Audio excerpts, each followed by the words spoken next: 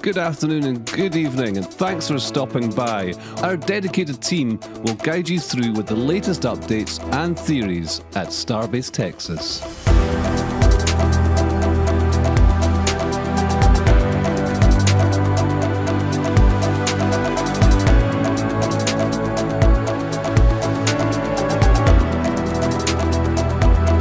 If you're new to the channel, be sure to hit the subscribe button and the bell icon for future streams.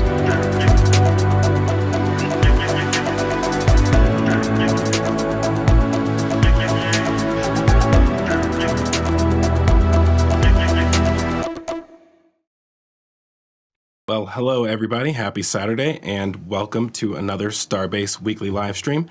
Happy to be here with y'all today. It's an epic show. As most of y'all are probably well aware, we finally experienced the first booster catch at Starbase, which was honestly incredible. I'm still sometimes have a hard time trying to put words to it, especially after experiencing it in person. But we have some great images and video to show today. I think we're going to end up probably going off schedule more than we usually do, because I'm sure there'll be a lot of questions related to the actual launch, probably more than what we're actually going to discuss as far as like changes at and around the site. So yeah, feel free to ask your launch related questions and we will touch on them as best we can during this show. I'm going to be joined today by BJ. So BJ, thanks for being here with us. Thanks, Zach, and thanks everyone for joining us for another great episode. Yeah, I mean, that's a great intro to today's show. I think we're going to have a lot of fun looking back at all the things that they've accomplished. Yeah, it's pretty incredible. I mean, I don't think anybody really expected that this would, well, I feel like I was giving it an 85% chance of success for the last several months, and you know, I've always said that I don't think we'll ever see a failed catch attempt, but I think in general most people were probably not expecting this to be successful on the first attempt, but you know, I think we can all breathe a sigh of relief, because I think the last thing anybody would have wanted was a setback to the program as far as, you know, damage to the launch infrastructure or the surrounding tank farm area and whatnot. So this success was awesome for a multitude of reasons, and you know, I'm really glad I was there to experience it myself. You know, I kind of told myself after the first launch there was no way I was going to miss the first launch, there was no way I was going to miss the first hot staging attempt, and there was no way I was going to miss the first landing attempt. So I'm glad I got to make it for all three. I think the next one for me is going to be, well, I'll probably go to more of them, but there also, you know, there's no way I'm going to miss the first landing attempt with the ship. That one's going to be a little different though, because you won't just be able to show up for the launch and expect to see it on the same day. For one, assuming they catch the booster as well, they're going to have to lower the booster down, safe that, potentially move it off site. Meanwhile, the ship will probably end up being in orbit for several days before that first catch attempt. So, it's not going to be a one-day event, which is kind of cool actually, because the experience has changed over time. First you're going down there, you're basically witnessing. You put all this preparation into being down there. Getting to where you need to be. Attempting to sleep before the launch, and then all of that for 2 minutes and 30 seconds. So I think with this launch, the excitement got extended by at least another 5 minutes. And so now not only do you get to see the launch, but you get to see the landing, which was pretty epic in my opinion. I'm not really sure where to start with this show. I kind of considered going into a little bit of that actual launch experience, depending on if people actually do want to know a little bit about that. I'm kind of just going to look in the chat here, but in the meantime, we do have 2 weeks of images to go through. So we did get some flyover images in, as you can tell, basically within hours after the booster came back to the launch site. They hadn't even started lowering it back onto the launch mount yet at this point. Got some awesome images to show of, one of the most unique angles you can possibly have. I don't think nobody other than, if you had cameras on the pad or around the pad, got good images of the booster just hanging in the air, because they didn't open the road until, I think it was 9 a.m. the next day. So these are, in my opinion, some of the best images that you could have. Actually, hold on. So Mauricio got some from a good distance away, and also had some pretty close-up ones, which I'm going to go ahead and show now instead of waiting until the end of the show. About SpaceX images off the tower are going to be the only thing better than what Mauricio was able to get right after the flight. Agreed.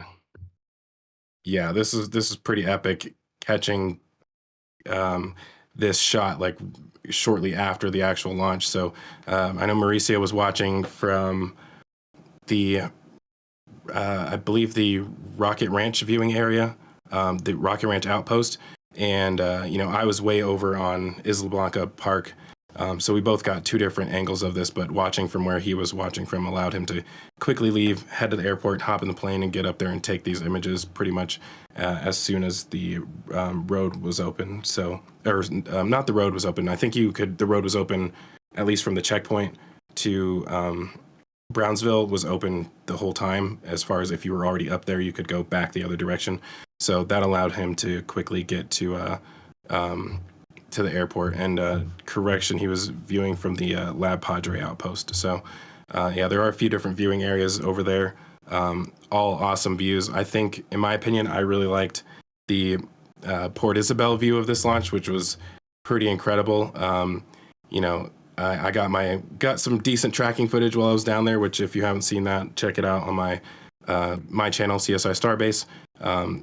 Obviously, I think at this point, the Everyday Astronaut has probably released the most epic tracking footage right now. So, it's really hard to top that. But got some pretty decent images and shots from over there. So, I'm excited for next time. I think we may see the next launch potentially before the end of November. I would say it'll certainly happen before the year's over.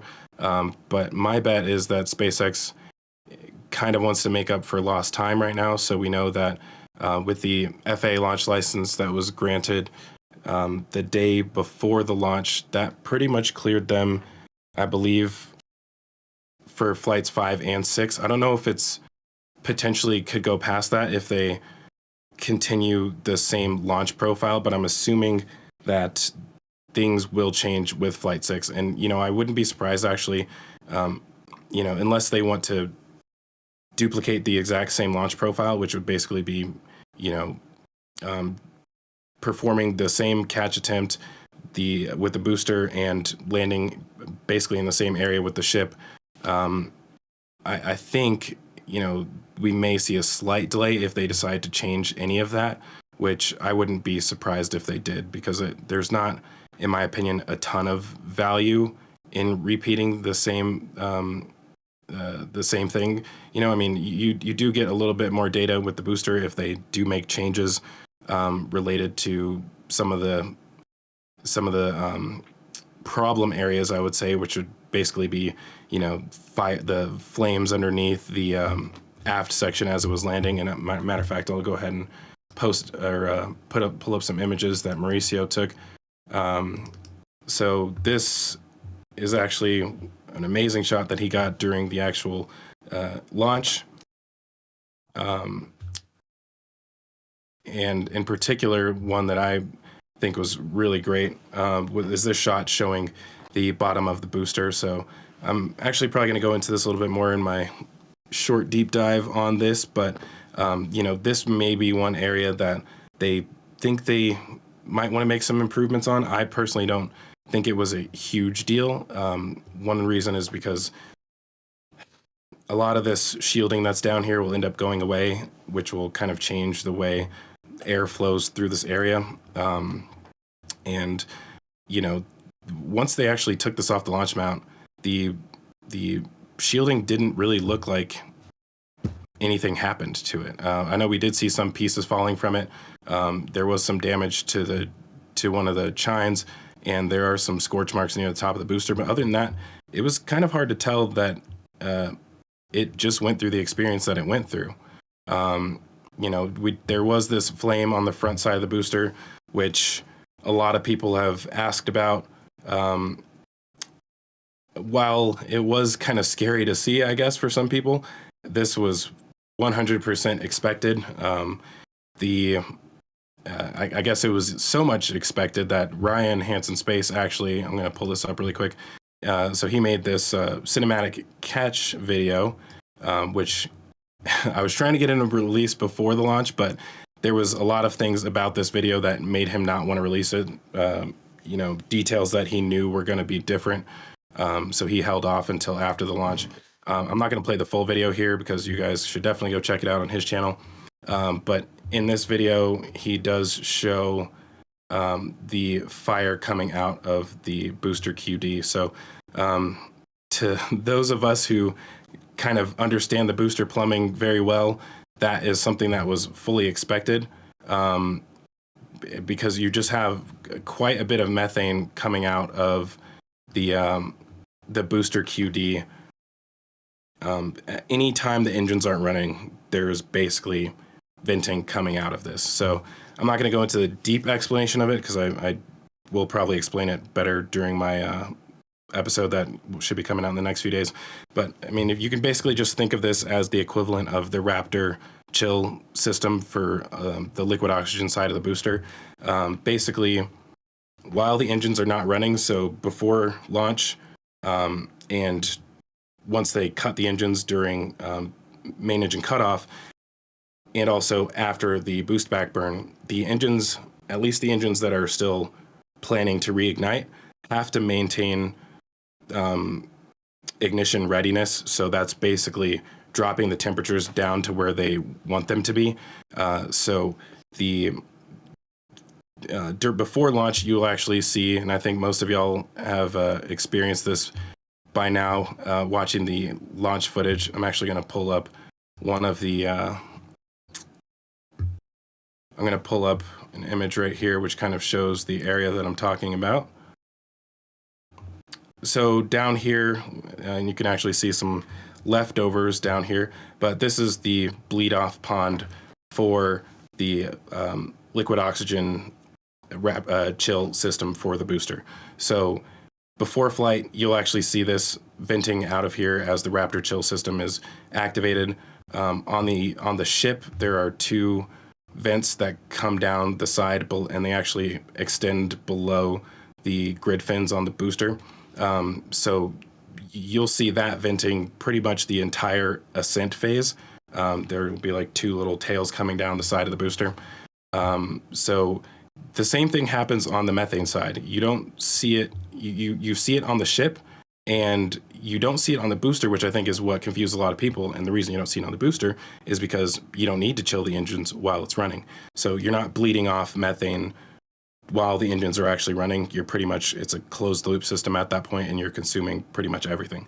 But the moment you cut those engines, specifically any of the ones in the center 13, you have to basically start cycling methane through that system because you don't want it to boil off within the pipes, which are probably hot at that point, or they're at least surrounded by, the hot engines. So there's going to be heat soaking up through the booster, which will cause boil off through those pipes over time. And, obviously you have other heating occurring during entry. So you can't just let that stuff boil off within the pipes, and therefore you have to vent it from somewhere. Now, I think the question is whether or not this is really the greatest place to be doing that, considering it's so close to these flames. But I personally don't think it's a huge deal. It does look kind of scary once it lands because, I think a lot of people are like, oh, is this fire gonna go out? And we're a lot, kind of worried whether or not it would cause an explosion of the actual vehicle. But no, I don't think this is something that they're worried about at all.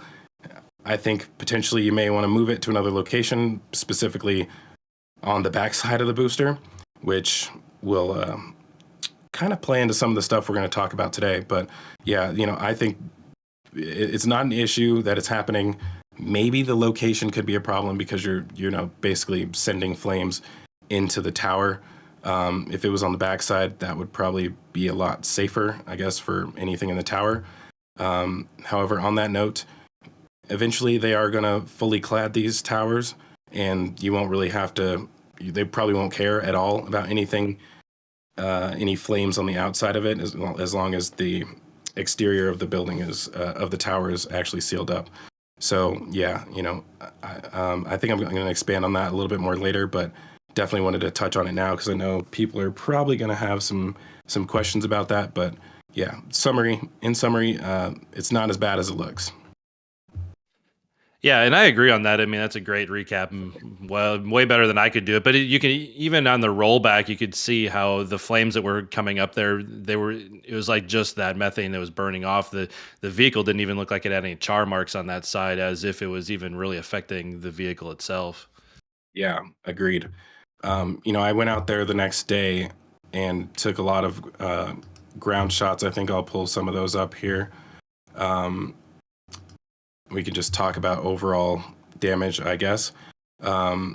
So, looking at the booster basically the day after, like you could not tell that this thing had flown other than, that chine being ripped off. You couldn't really tell looking at anywhere on the booster, except near the top, and I'm going to have to search for a good image that kind of shows it.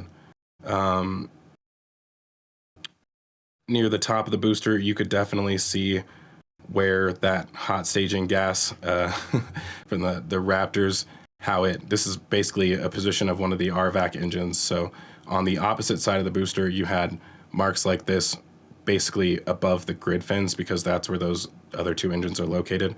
But it was really cool seeing the coloration from where all of that exhaust flow was exiting from the hot stage ring. So other than this, and as I mentioned that chine, it was really difficult to tell that this thing had flown. Obviously, looking at the booster from below, you probably see something different. One of the things that I thought was cool from when I was out there, and I'm probably gonna have to mute this because I was out here with Ryan Hansen Space, and I think we were chatting in the background while this was going. So okay, it's already muted. But yeah, so this is the next day, and more than 24 hours after it landed. Yeah, still dripping. So the engines, and I'm sorry because I wasn't using a tripod here. Yeah, you could see the engines dripping, which was very interesting to me because I was kind of confused where it was actually coming from. but the bottom of the actual thrust puck is insulated as far as I know. I'd have to double check that, but then there is the false ceiling, so I was kind of confused if it was dripping from that area or the actual engine power heads, because I think there's a chance that while during the detank phase, part of that detank happens through the Raptors, I believe, because they are the actual lowest point of the vehicle. So I think there is some of that going on where the actual power head is still cold once it's just chilling down here. As far as damage goes, I think there was more.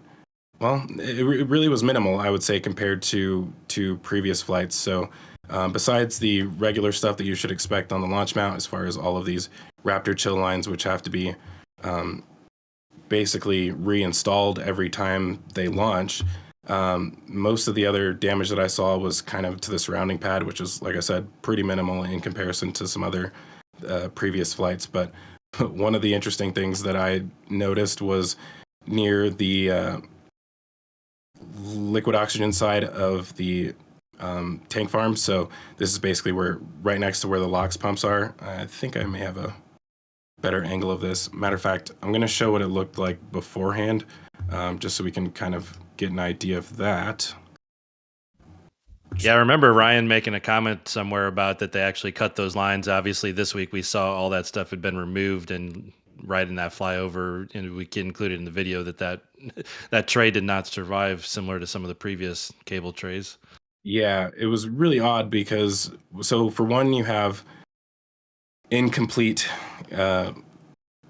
cable management down here. So basically everywhere else, they're using actual conduit, whereas here it's kind of more like some sort of like plastic piping. And so in my opinion, this looks incomplete, which makes sense because they're still, you know what? This may be actual regular conduit. It looks a little bit different. Yeah, I think it was metal conduit up to that point, but obviously with the vertical tanks there, they could run on the raceway because it was all protected. But ever since they removed it, it's like they need to redo it all completely in conduit all the way down to the tank farm or whatever they may. Maybe there's even a better path, but they could just put it up on the new tank, on the new stands maybe, and better protect it. Yeah, and so all of this raceway right here is basically what you're seeing. And some of the actual, these were ripped out of the ground down here, which was kind of amazing to me. Like maybe somebody needs some better anchor bolts. But so they basically had to cut through those cables. You can see the cables down here after they cut them and oops, sorry about that. Removed all of this stuff. But that was pretty much some of the only real damage that I saw. There actually was a little bit inside the tower, which I initially was gonna save for my episode, but I'll mention it here. So the flames from the booster, and this was weird because they started the day before the launch to actually install additional cladding on the tower. So they put some 3 panels on these 2 levels, and then they just left this one down here. So really confused when we saw this, and there's actually like, I don't even know what to refer to this as. It's like walking the plank on a ship. It looks like an area where somebody would push you out of the tower, but it had a weird walkway right here. I'm guessing this is for using the work platforms to actually enter the tower from there, but which really doesn't make any sense because you can just go up the elevator. But I suppose if you're trying to load supplies into here, then I think that's actually the access to get out onto the chopsticks. I think the chopsticks are level with that lower part, so it's actually tower access to the top of the chopsticks. Right, that makes sense actually. But yeah, I saw that the one was half offset and was confused by it, but I don't think I had realized that that platform was there, the little gangplank. Yeah, it was very difficult to see. We were Ryan was asking me to get close-up images of it, and I was kind of struggling to do it with the lighting, but yeah, I was able to finally see that. So yeah, I'm glad you said that because that makes a lot more sense than what I was thinking. but you can tell, and I actually would probably need to go back through some images from before, but you can kind of tell that the flames from the 3 center engines on the booster when it was landing did kind of throw some flames into the actual tower, which was, I think, the whole point of installing this cladding was to prevent that from happening. So I don't know. In my opinion, I think they were kind of rushing to get ready for launch, and had they been willing to wait another few days, they probably would have put cladding across these entire areas, which I think they did on the opposite side. I'll just double check that really quick. Yeah, they only did 3. I still question whether the flames got in that high, because you could kind of see, you can almost see actually just above the chopstick stop, you can see where the flames did come in and contact the tower, but I don't think it ever got that high. I wonder if that's actually older stuff that might have been there from a previous flight. Well, Or if maybe the heat just got in there, but I don't think it took a direct shot that high up on the tower. yeah, I mean, if there's, so this is the lower level. I think this is the 3rd level, basically. I don't know. This looked kind of recent to me, in my opinion. And I mean, difficult to actually tell that, but a little higher up, there was some scorching as well too. So this is the 2nd expansion joint, I think on the 6th level, I want to say.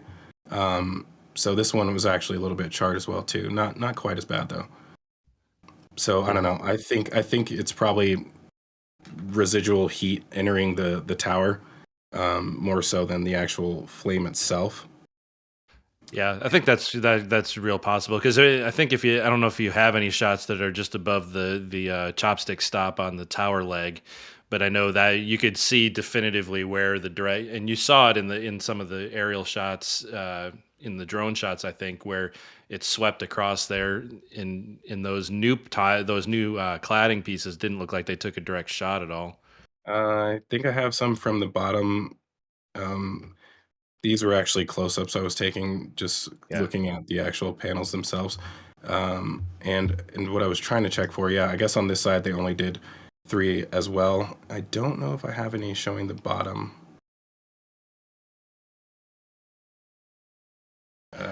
I mean, even when we get to the flyover shots, I think even you could actually see that Okay. discoloration. Yeah, I'm not sure if I'm gonna have it in any of these images. I took quite a few, which we'll go Oh, into later. those nice close up detail shots to go back and examine. I like it. Yeah, for sure. You know, the booster QD was one thing I was looking at. I was trying to get an image of looking directly from the side of this. But yeah, still some charring on the booster QD. Um, you know, the actual deck itself seems fine, but you can tell that there's some a little bit of wear on the actual shielding down here. You can see some of it right in this area. But overall, not too crazy. As I said, we're gonna be jumping around a lot here.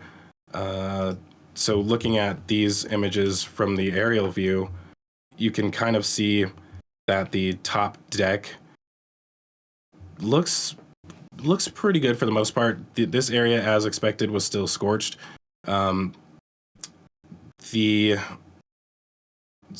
booster QD had been updated, as far as the shielding on the top of it was upgraded before this launch, I believe. I can't remember if it was before this launch or before Flight 4. No, But it was between 4 and 5 that they added that extra layer. right, yeah. And so as far as the burn panels on the top of the launch mount, this is a single layer that goes on top of the actual deck, and then right here you can see where it becomes a double layer for this area right here. I wouldn't be surprised if they end up having to replace these before the next launch, but you know, looking at it from that ground perspective, which isn't really saying a ton, it seemed to be fine. Hold on, lost my place in here. Yeah, they seemed to be fine. I couldn't really tell that there was a lot of like wear on the actual steel plates themselves. Yeah, overall, I would say things looked pretty good. I wouldn't be surprised if the refurbishment period is slightly shorter on this launch compared to previous ones. But over the last few days, they have been extremely busy already, but working on both the chopsticks and the actual launch mount itself. And we'll return to that in a little bit. Some other things that I did notice from the launch day, which was interesting. So there was a lot of attention paid towards protecting the environment, I guess, and the animals within that ecosystem.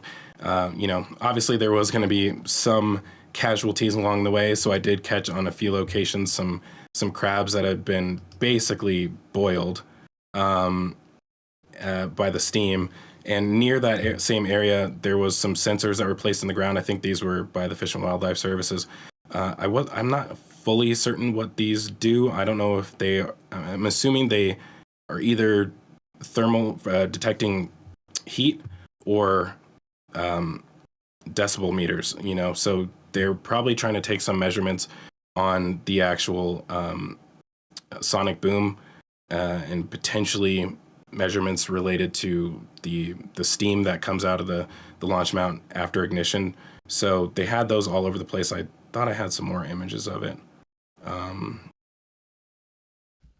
Yeah, and actually, I just did a quick search. That's actually just a Bushnell trail camera. Okay, so it's a camera. Yeah, it's just Interesting. those typical ones that the hunters use for tracking. Okay. Yeah, they had a few other things that were up as well too, and I'm not sure which were from SpaceX and which I think these are from the Fish and Wildlife Service, and I believe these were as well too.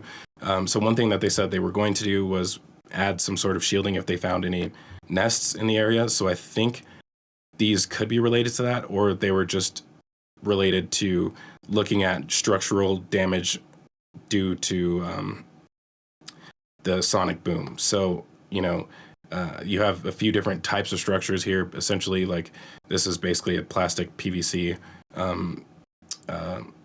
structure right here, sheet metal, and then you have bricks right here. So I think they were kind of trying to look at what that effect would be on these structures.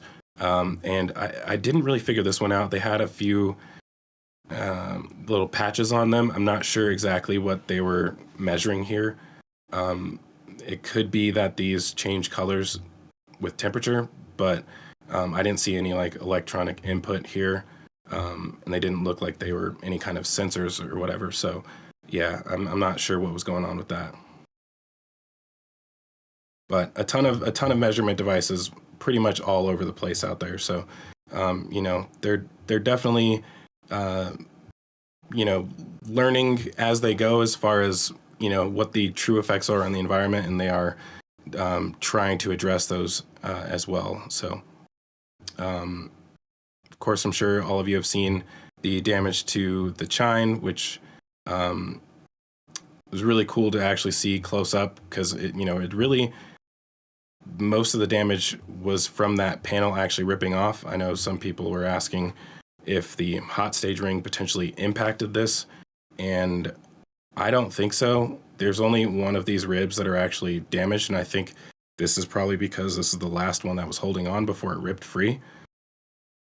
Yeah, there's no way those ribs would have survived if they were hit by the hot stage ring. Yeah, exactly. So that answers that question. And again, this is pretty minimal. It's basically doesn't really actually affect the vehicle itself, clearly. So something that can easily be replaced if it were to happen again. I imagine they'll probably do something to prevent that, or figure out what caused it in the first place. But it basically happened during the landing burn, from what we were able to tell.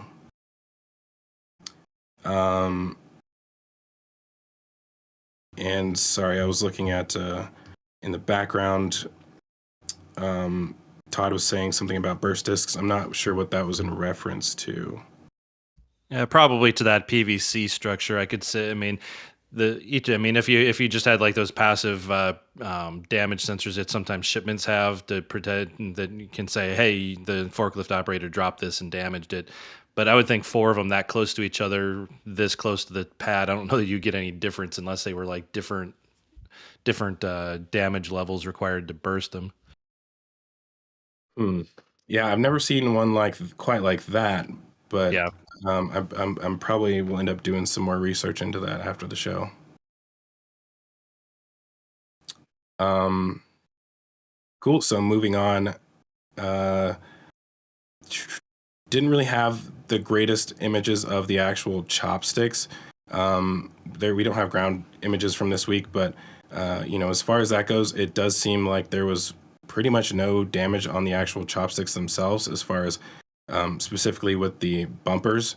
I was kind of thinking that they may be more similar to crush cores than actual true bumpers that will return to their original position. But from what we were able to tell, these basically did actually return to their original position. And like from the front, I've seen some images from Starship Gazer. There are some scratches on them, but other than that, they look fine. Obviously, a closer inspection will probably say something different. But I think a lot of this turned out a lot better than I was expecting. Yeah, I mean, the only thing I've really I mean, we've seen some grinding along some areas, and I noticed some of the ground images from other photographers had shown that they put some added gussets to the sway arms attachment point on the landing rails. Not sure if that was something that they ran out of time and decided to send it without finishing work prior to launch, or if maybe they found some hairline cracks or something in that spot that they needed to kind of add some extra structure to. Right. But by and large, yeah, I mean, it looked with all the conduits that had flown off in the last couple flights. It was really nice to see that the chopsticks and the SQD arm as well. I mean, both of them look like they could have launched another vehicle right after. Agreed. I saw somebody in the chat said I had so many questions for today, but Zach keeps answering them in his monologue. Yeah, sorry, I did kind of go on a little rant there, but hopefully it wasn't too bad. And I do want to take a chance to answer some other questions related to this Flight 5 before we move on to kind of get back into the normal program. Astro Joe, do we have any questions? Yeah, definitely. I got a lot. I've been cleaning up some as you've gone through and answered some already, but I want to thank Toby Wilby for gifting 5 memberships, as well as Darth Lawrence gifting 1, Zero Fox gifting 5, Pumpkin gifting 1, and Just Martin gifting 5. Thank you all for that support. And then we've got Joey Bag of Donuts coming in with a $20 super chat. Says, "What a week! 1,900 miles down, 100 to go till I'm home." Let's see. Lazaro Rocha is asking, a large amount of roll was observed during boost back burn. So how was the sloshing improved between Flight 4 and Flight 5? How was what between the two? A large amount of roll was observed during boost back burn. So how was the sloshing improved between Flight 4 and Flight 5?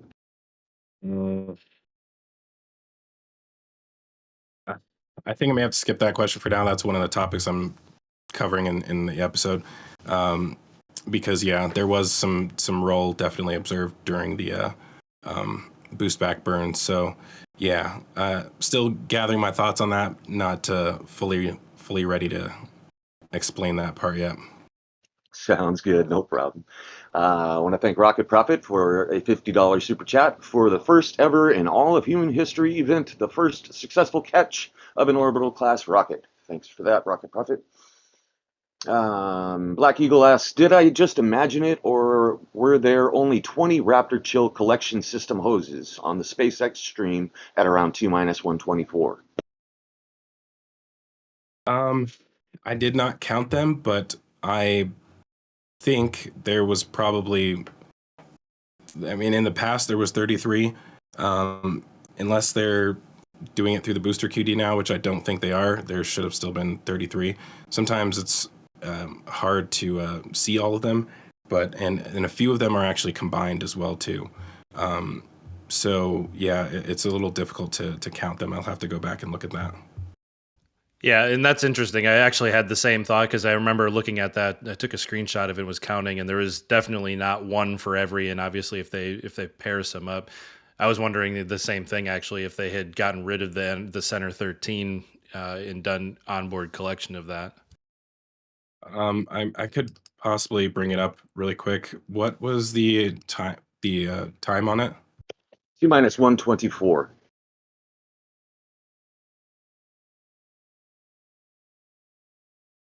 124.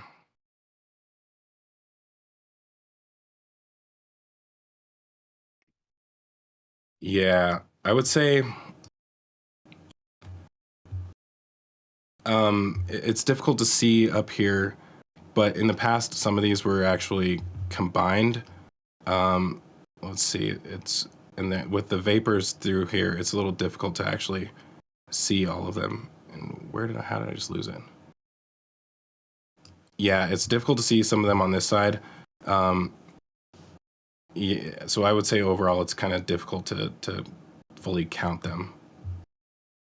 There's probably some up in. Oh, actually, they would be around this edge right here. I guess just looking at it, it does look like there's only one per engine though. And I don't see extras. So yeah, I don't know. They could have changed something with that, although can't imagine them uh, not needing to collect it anymore. But I'm not sure how they would do it through the booster QD or where it would go. So yeah, I'm assuming we're probably missing something here. Yeah, I had a screenshot at 2226 that showed that you could. There was. I think it must have been a replay because the lines weren't as frosty at that point. Oh yeah, this was probably early before Raptor Chill started. Yeah, I'm not sure.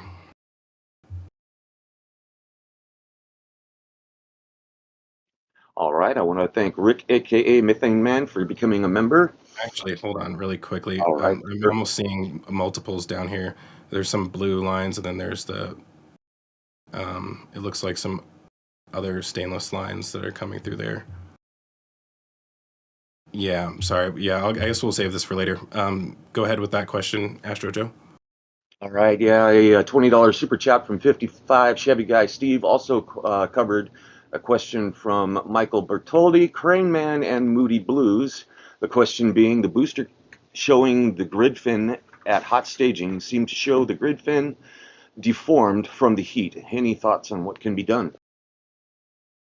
Yeah, I think that's been happening for the last few launches. It looked a little bit worse this time around. I don't know. I wonder if that's something that they may regret from like changing the design of the grid fins, because I think they made them thinner, if I'm not mistaken. So it could be a result of the new design on the grid fins, which if that's the case, then they may have to rethink that. I know they were probably trying to reduce the weight of those by making them thinner. But you know, if that compromises their ability to reuse them, then I'm sure they'll probably want to go back to that older design. Sounds good. I want to thank Mighty Don Don for gifting 5 memberships and Sharpie for a $10 super chat. Treats for Sunny and snacks for Mauricio. Got a question from Moody Blues. Was the booster dumping fuel on the way back down, or was it all thrusters? Dang it. I was hoping somebody was going to ask that. Yeah, it was definitely dumping liquid oxygen on the way down. That was like one of the things that happened after the end of the boost back burn. It was both venting and dumping fuel.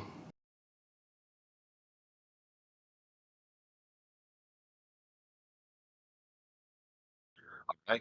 Question from Toby Woby. Would an orbital rotation for IFT6 be within the current license parameters? I don't know. I don't think so. And you know, I do wonder what would be required for that. I mean, obviously, I don't know if it would be a full orbit or if it would end up coming down near Hawaii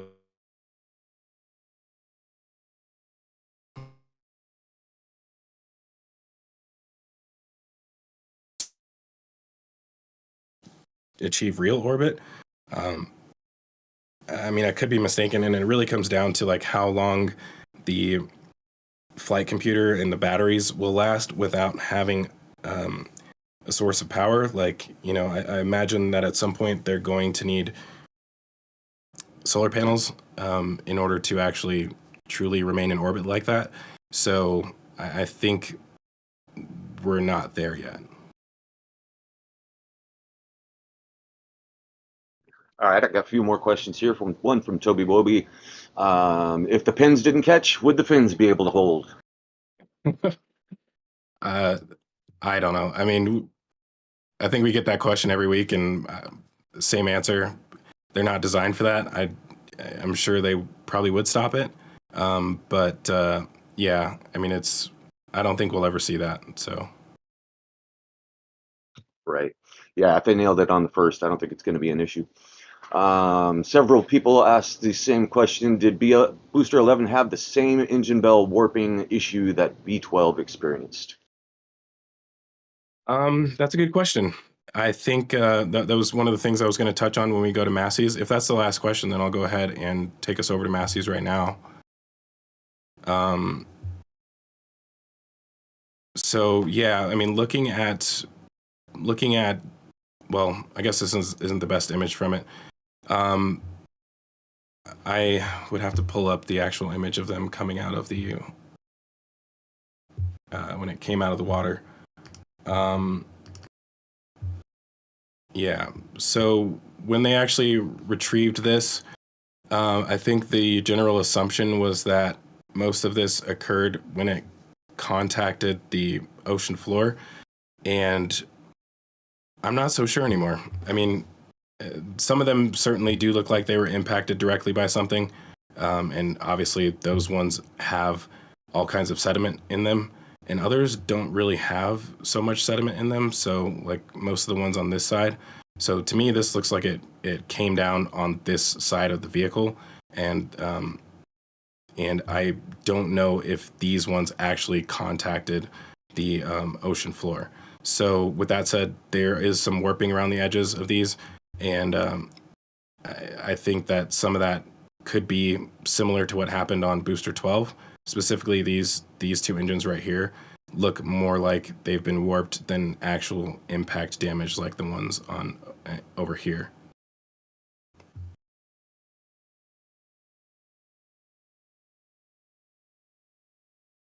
Cool. Yeah, as far as Booster 11 goes, they are continuing to scrap pretty much everything. They did have some really cool shots this week showing the see if I find a directly overhead image or not. But yeah, so some good shots of the aft dome, which was very interesting. It basically looks like, and it's tough to say for sure, but I can't tell if this is concrete underneath or if this is the bottom of the what was the thrust puck. Actually, you can see some holes right here for where the pipes go through. So yeah, this looks like the landing tank and most of the thrust puck assembly ripped free. So you can see some of the supports of that thrust puck assembly, and these are basically the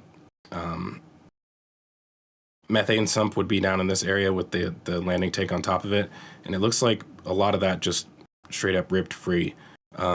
So I don't know. I guess yesterday in the show and tell, some folks were speculating on whether that means the explosion originated in this area. I'm not really sure, but it does look like all of that was basically ripped free. But pretty impressive to actually see some of this. Were you going to add something to that, BJ? No, I think that just sums up there that was the thrust puck.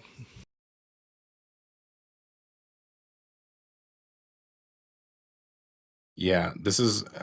I was almost hoping they were going to preserve some of this, but I think there's not really much value in doing so. They may actually be learning some good information just as far as like the failure mode, but nothing worth actual keeping. And I think they'll probably end up scrapping pretty much everything down here. It seems like they've started or removed most of the plumbing or any of the auxiliary stuff that was left, and all the engines are gone. I believe they. Oh, sorry. Yeah, all the engines are gone. Yeah, they're all gone. I think some of this is engine shielding, and just other parts that were included as well. So yeah, all this stuff pretty much going to the scrapyard. That would be some cool scrap material to get a hold of. I wouldn't recommend attempting to, but would be cool. Elsewhere in Massie's, we have preparations underway. Not necessarily over here, but they're preparing for Ship 33 to move out soon. I was looking for a good image showing the cryo testing location for the ships. So Ship 33, which is the first V2 ship, is likely going to be moving over to Massey's for testing in the next few days. BJ, was there a transport closure already? There was a closure, but it was canceled, and it was for factory to the pad, not to Massey's yet. So we haven't seen anything for Massey's other than some of the Sanchez movements that we'll look at here in a little bit. Yeah, and they also seem to be maybe preparing for another test tank to arrive out here. Test tank 16 ended up moving over to Sanchez this week as well too. I think that was yesterday, which it actually happened like shortly after the flyover, so we won't really see that in these images. But they've added this other level onto this testing platform, which really hilarious when you actually see this thing in person. Exactly how tall it is. It's these images don't really do it justice until you see it in person. But yeah, I'm assuming that they're probably preparing for another test soon. Most of all the hydraulics were removed, and I think they have to be removed before the test tank can be lifted out. So that doesn't necessarily mean much. But I did notice down here as well that a lot of the remaining pistons from the old can crusher are laid out on the ground right here. So not really sure what that's about. Those are actually all the ones removed from the test structure. All 20 of them are sitting right there. Okay, so they originally came from this though, right? They were originally sourced from that one. It looks like some of the smaller ones that are down to the left there as well may be the torsional rams for when they start twisting the cap. Right. We're not quite sure yet, but yeah, they removed all the ones were removed from the test stand, and it's interesting that we kind of were thinking that this test stand would be able to do a lot of different things, which obviously we've seen it, but the added hardware that they used for like the flap testing on test tank 16 has been fully removed from the test stand. So it's not even like it's almost like they're going to weld on and remove elements as they need them. Yeah, I mean, having a cage structure like this kind of makes sense that they would do something like that. Although I don't know why remove something if you could just not use it instead. But yeah, I mean, removing those pistons is weird as well too, because those were the ones on the bottom especially don't really interfere with getting the testing on and off of here. So yeah, curious why they ended up doing that. Yeah, and even the attachment points, the surface that's down on the ring that they used for test tank 16, that's even been removed. It's just a flat ring now. It seems as though potentially they're working on getting that retrofitted for that new mystery center puck that we really haven't seen much movement on recently. So I wonder if there's just some different interfaces, and we've kind of speculated that the difference between a booster aft and a ship aft being on this platform may require some different hardware because of the fact that there's not really any room, as we can tell, for them to have rams underneath the push lid to push on the thrust puck, similar to how the booster cryo stand works. Right. Yeah, that makes sense. I'm not sure if there's really anything else to touch on at Massey's. We probably can move on to Sanchez. I mean, a couple of real small things that we've seen the last 2 weeks. There's a new dance floor platform for the static fire stand that's shown up. It's actually under there now. Last week it was off to the side. Are you talking about this? No, actually underneath the static fire stand itself. There's a new one. I don't know if you have last week's from handy, but Crumb Key, we put Yeah. together some really good graphics that we included in the episodes. But they moved that underneath and they skinned it this week as well. So it looks like just like how the dance floor works under the OLM, we've got a structure to do the same thing with static fire stand. Is it this? Yep. Yeah. So that frame there, the center circle was covered and it's now underneath the stand. Interesting. Yeah, I wonder why. Just so I'm guessing it actually moves up and down then. We haven't seen the hardware yet for it too, but the kind of the way that the 6 points on that stand it looks like it'll be probably 6 hoists to bring it up, and then probably has some form of hard lock to lock it in place like the OLM has. Okay. Which would make Yeah, sense. We've seen a couple of times where they've had 3-4 scissor lifts underneath there working on engines. Once the ship arrives at the stand, it would make sense to have a better access to work on anything they need underneath there during testing. Kind of crazy because this is a far more beefy. It's a lot beefier structure than what they use under the OLM. Yeah, it does look a little bit that way. I think the advantage of not having to fold it and whatnot. I mean, I don't know why it happens to be there. I think some of the height might be more about getting to a good working elevation, and then having a structural frame that's low enough underneath the legs. So we'll have to see how it sits under there. A little bit. We're unclear on that. Right. And you said it's down here right now? It's tough to see. Yeah, there's a couple angles you can see around the side. You can't really see the frame, but we can see that the deck is there. Nice. But yeah, so that was one of the other, new developments we had there. Some other things have moved around. One of the heat exchangers that wasn't hooked up in the tank in the deluge farm has been moved out of there, and it's sitting off to the side. Who knows what they're doing there? So Looks like there's some new additions on here. Yeah, that's the 6 mounting points for the RVAC stiffeners during static fires. Okay. They weren't there they weren't there for ship was it 30, 29 or 30, whatever the first one. The first static fire didn't have them. They were added later on. Okay.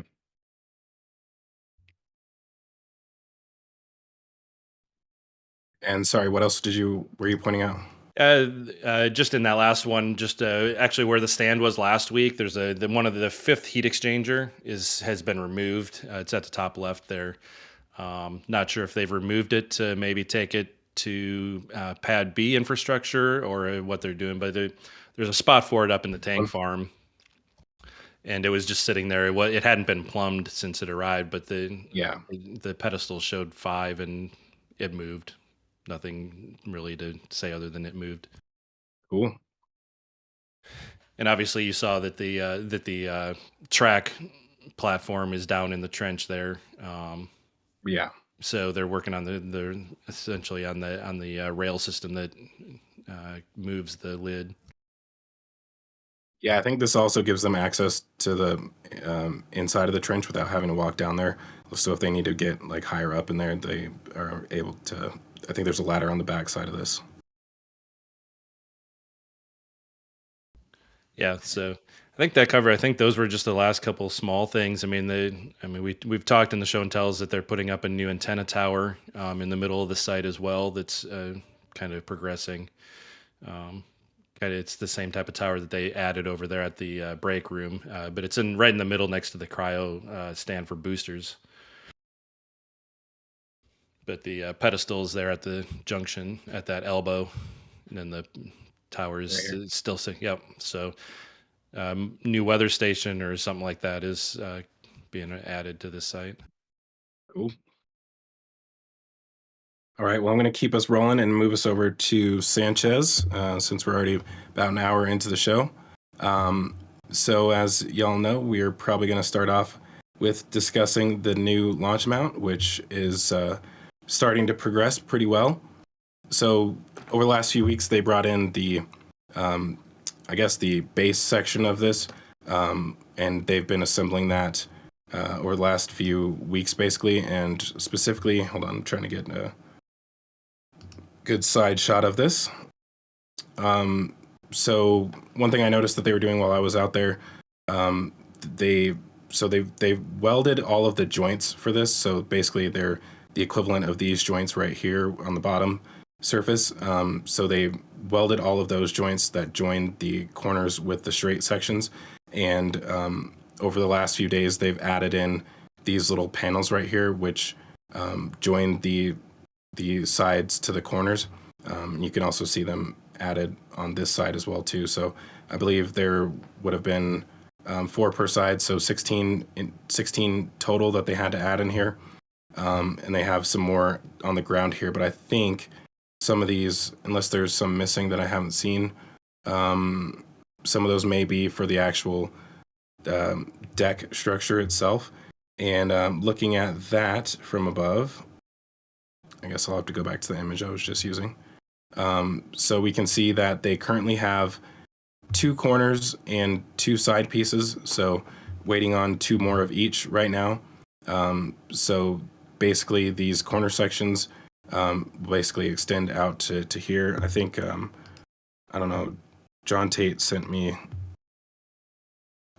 a good Photoshop of what this would look like. So basically the once they're joined together, this is how they'll sit on top of that.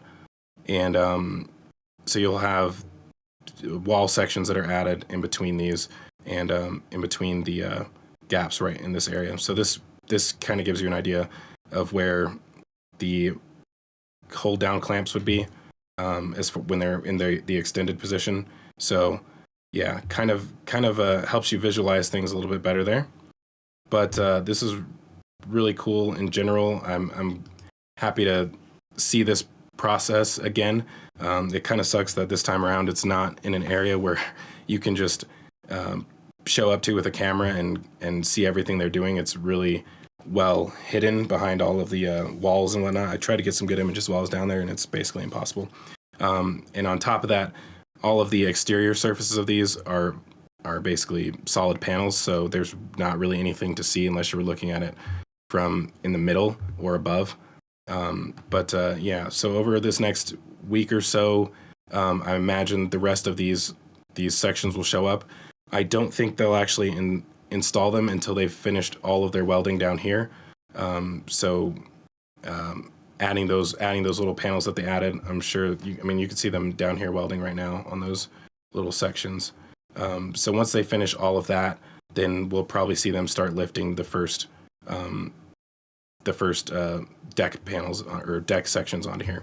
And one question that I've seen a lot over the last few weeks, because there's still, for some reason, some doubt as to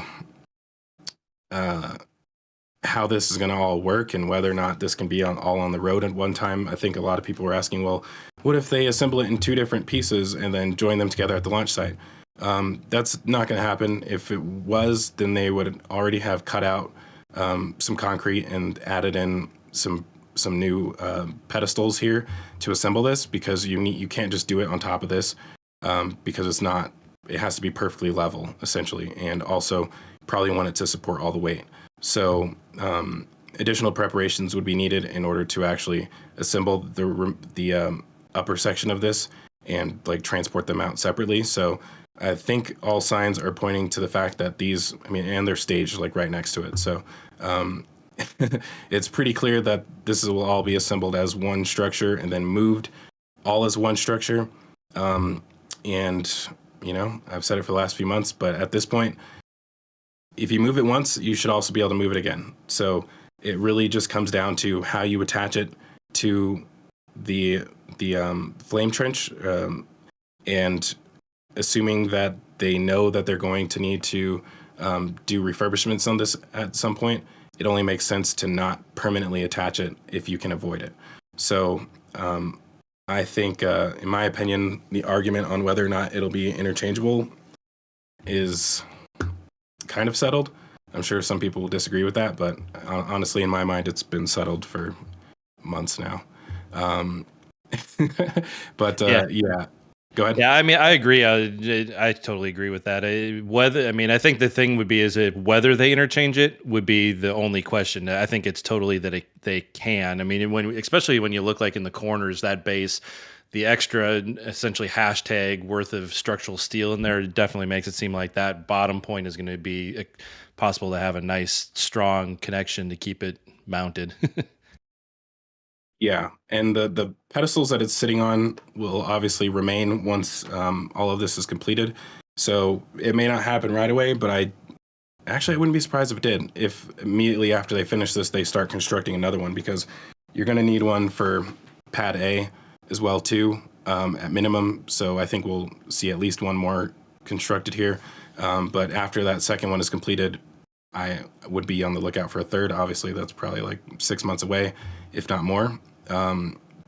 Yeah, it's really I really like this new design. One of the good things about it being square is not only obviously the form factor for going over the trench, but the actual walls are further away from the engines. So really, just your upper deck is kind of close to the engines, but it allows a little bit more expansion out from below here. So I think this will hold up a lot better than the original design. And yeah, it's going to be interesting to see how all of this looks once it's finished, because they do have some interesting things going on as far as how all of these different compartments look. So specifically in the corners, I think it's weird. It looks like they have some extra supports up here right now, but I don't know if those are temporary or not. Was kind of expecting that not only is this access area, but they may potentially have like closets in there for where all your electronics are going to be, because you do need somewhere to hold all of your like control systems and whatnot. So I think we may see those installed in these corners down here. Also, as I said, it is possible that these will be like a spiral staircase or something like that to access the upper level. So, that actually, now that I think about it, makes a little bit more sense that these are access areas to reach the top deck. Because I don't see any doorways or anything like that on the outside of this surface, which isn't to say that they couldn't be added later, but having it basically come up from the bottom instead of needing to enter from the sides of this kind of makes sense to me.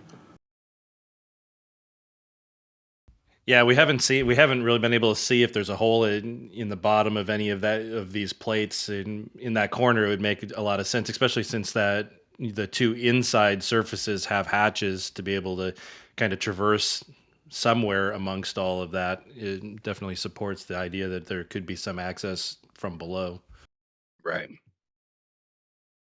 And I think we're going to see these pieces probably stacked here, maybe in the next week. Even we did Starship Gazer this week saw that they had lifted at least one of them, and I think from his picture it looked like all of them have been lifted and put on pipe stands, potentially for some prep work underneath them before stacking. Yeah. Yeah, it's going to be really fun to watch. I was hoping that when I was down there on Tuesday that they would deliver another section, because it would have been really cool to see that up close. But I do expect over the next week or two that we'll see all the rest of the water-cooled plate sections and the remaining 4 deck sections arrive soon.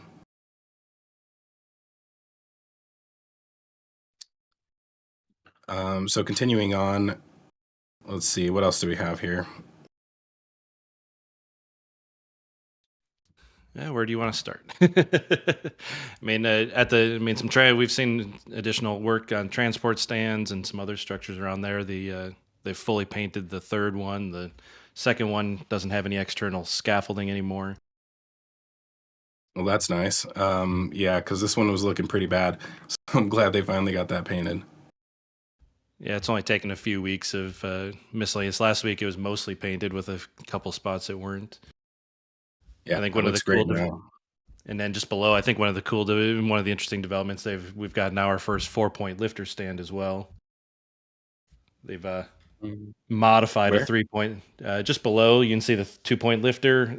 Essentially, they've constructed a new base structure that they've put a 2-point lifter on to turn it into a 4-point lifter stand. Wow. Interesting. I wonder if they'll put both of them on there. Yeah, I don't know. It looks like you can see the arms down on the bottom. It looks like it's got the exact same kind of form factor as what the 2-point lifter stands have. So I'll be curious to see. I still think that the side that one of the walls in Mega Bay 2 should just have a rack place for that the bridge crane can access and just hang it on the wall somewhere and not need a mobile stand. Maybe for the second one, have one mobile, one not mobile. Right. Yeah, because the stands will have to be moved in and out of the bay each time, right? So, Yeah, I mean, and it may be that one of the cranes, if they get into a stacking regime that's strong enough, the right bridge crane may always have a 4-point lifter on it, just because they're potentially always lifting or supporting a stacked vehicle. yeah, that makes sense. Still got some work going on this turntable, which we think is for booster aft sections. Again, these are things that will be going inside of the Star Factory. Let's see. I think they're working on some other platforms down here. These, to me, look similar to the ones that they had in Mega Bay 1 in the corners, but I don't think that's what they're for. Because as far as I can tell, the Mega Bays seem to be mostly completed. They still have been adding some components in there, but this isn't the right steel for that. So I think this is probably something for the Star Factory. Yeah, I think we saw them in the partials. I mean, I could see them being either Star Factory access for around Star Factory stations. I could almost maybe see them also being for a round the ship work stands in Mega Bay 2, because right now in Mega Bay 2 we don't have like access from one stand to the other, similar to how Mega Bay 1, those back 3 stations all have that kind of elevated level to walk across the whole bay. So I could only maybe see that it could be something that goes between the stands in Mega Bay 2, but factory seems to sound pretty likely as well. Yeah. Yeah, they're kind of weird. This one's joined. Is this joined together? I can't tell. It looks like at the curve part it is, but at the backside it's not. It's hard to tell. Hmm. I don't know. Maybe if it's just that they built them in 4 pieces and they're still working on combining them, even though they started putting a cover on the one. Right. Interesting structure there. I think once they paint it, we'll have a better idea of where it's going. Because that tends to give things away. Yeah, I agree. Cool. So moving on, there's some continued work going on with the. Sorry, I'm trying to get the best image to show this, of course. So basically, the chopsticks and the landing rails, the chopsticks and the carriage and the QD arm for the ship, all are still having a lot of work performed to them. So they got a lot of scaffolding set up around the carriage. It's like a maze of rampways that go all the way up the carriage. And same thing with scaffolding on the actual arms. Aren't the left and right arms from the chopsticks. That'd be kind of cool to walk up these. This looks like a jungle gym or something, you know? Yeah, it'd be fun to get really close up and kind of see all that stuff. But yeah, it looks like they're still working on those reinforcements. I'm surprised that some of the sleeve reinforcements haven't been put on just yet, but it should be coming here soon. Yeah.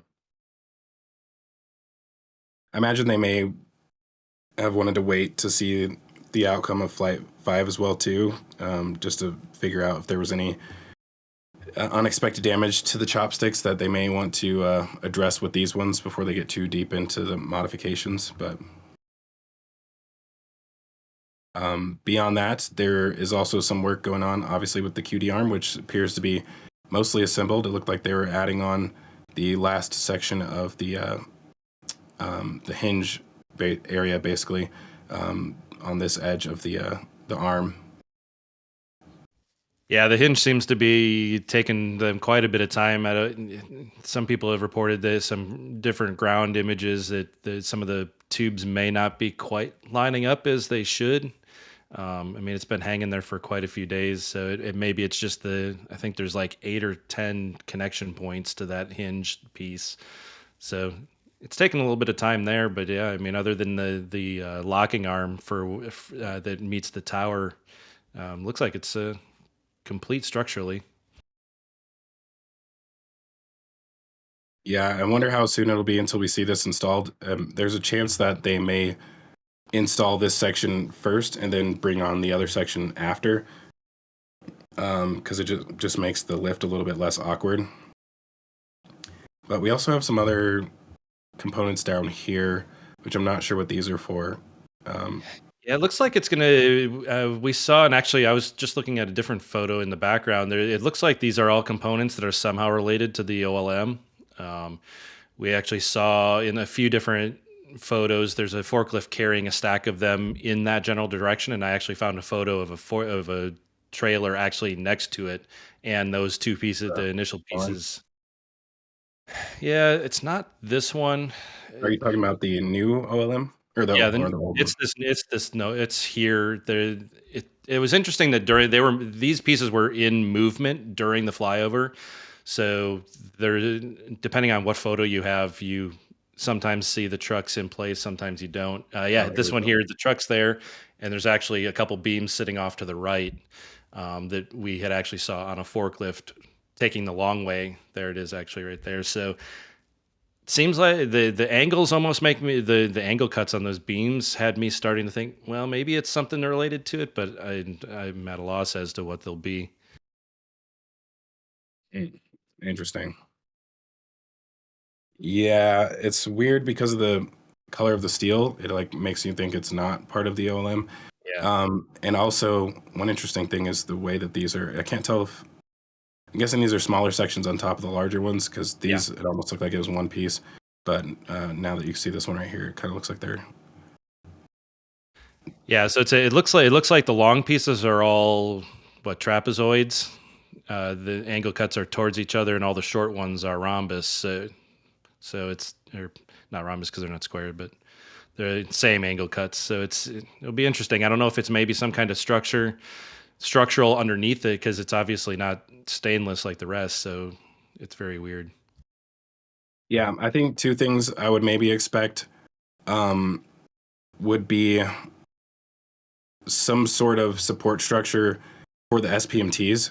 So something that would go on top of the SPMTs before they go underneath here to help keep it, because your SPMTs are basically going to be not on the edges right here because you have to have your corner pedestals are right here, so your SPMTs can't get there, right? So they're probably going to go underneath this area. So instead of like only supporting it on these in these small sections right here, supporting the weight of the entire structure, then you end up with potential like bending issues, especially because a lot of weight is hanging off the side. I wouldn't be surprised if they build some kind of frame specifically for the SPMTs for transporting this thing. Yeah, that makes sense. Something that can even reach out to the side to the other two sides that aren't stabbed underneath, so that you're kind of supporting it as much Yeah, around the entire area as you can. right.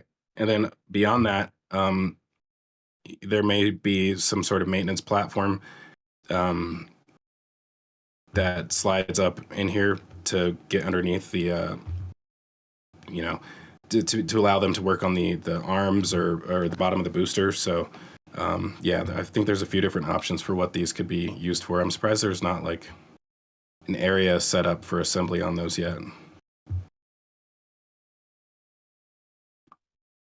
Um, but I guess there isn't a ton of space out here right now, which explains why they're moving certain components out of here once they can.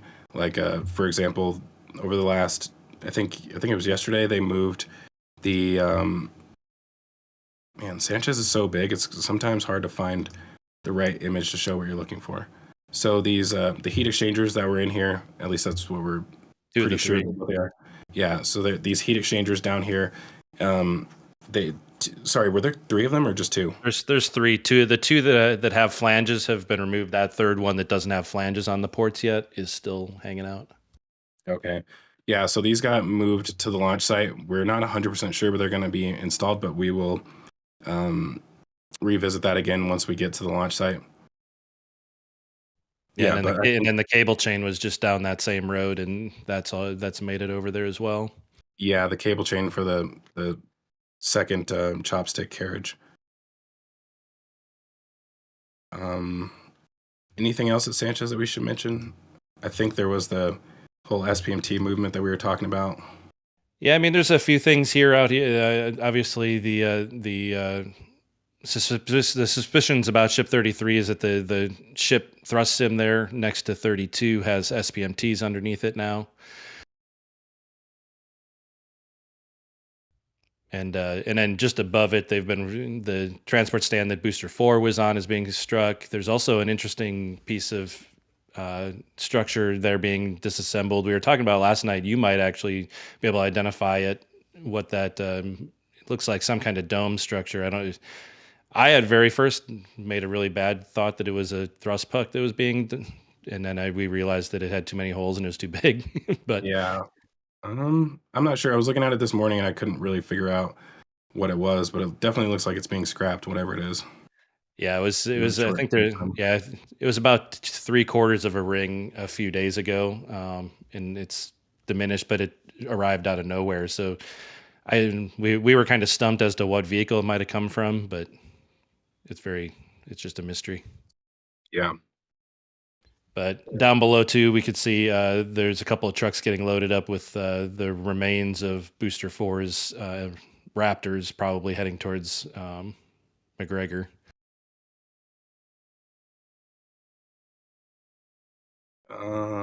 Where's a good image of those? This might be a good one. Yeah, right there, the 2 trucks. Yeah, bunch of Raptors laid out on pallets. Yeah, looks like they were one short. There's still one sitting over on the ground yet, so I had to laugh at that. It's like, oh, can't fit one more on there. This trailer almost looks like it could fit one more on there, but I'm guessing it already has some more back there.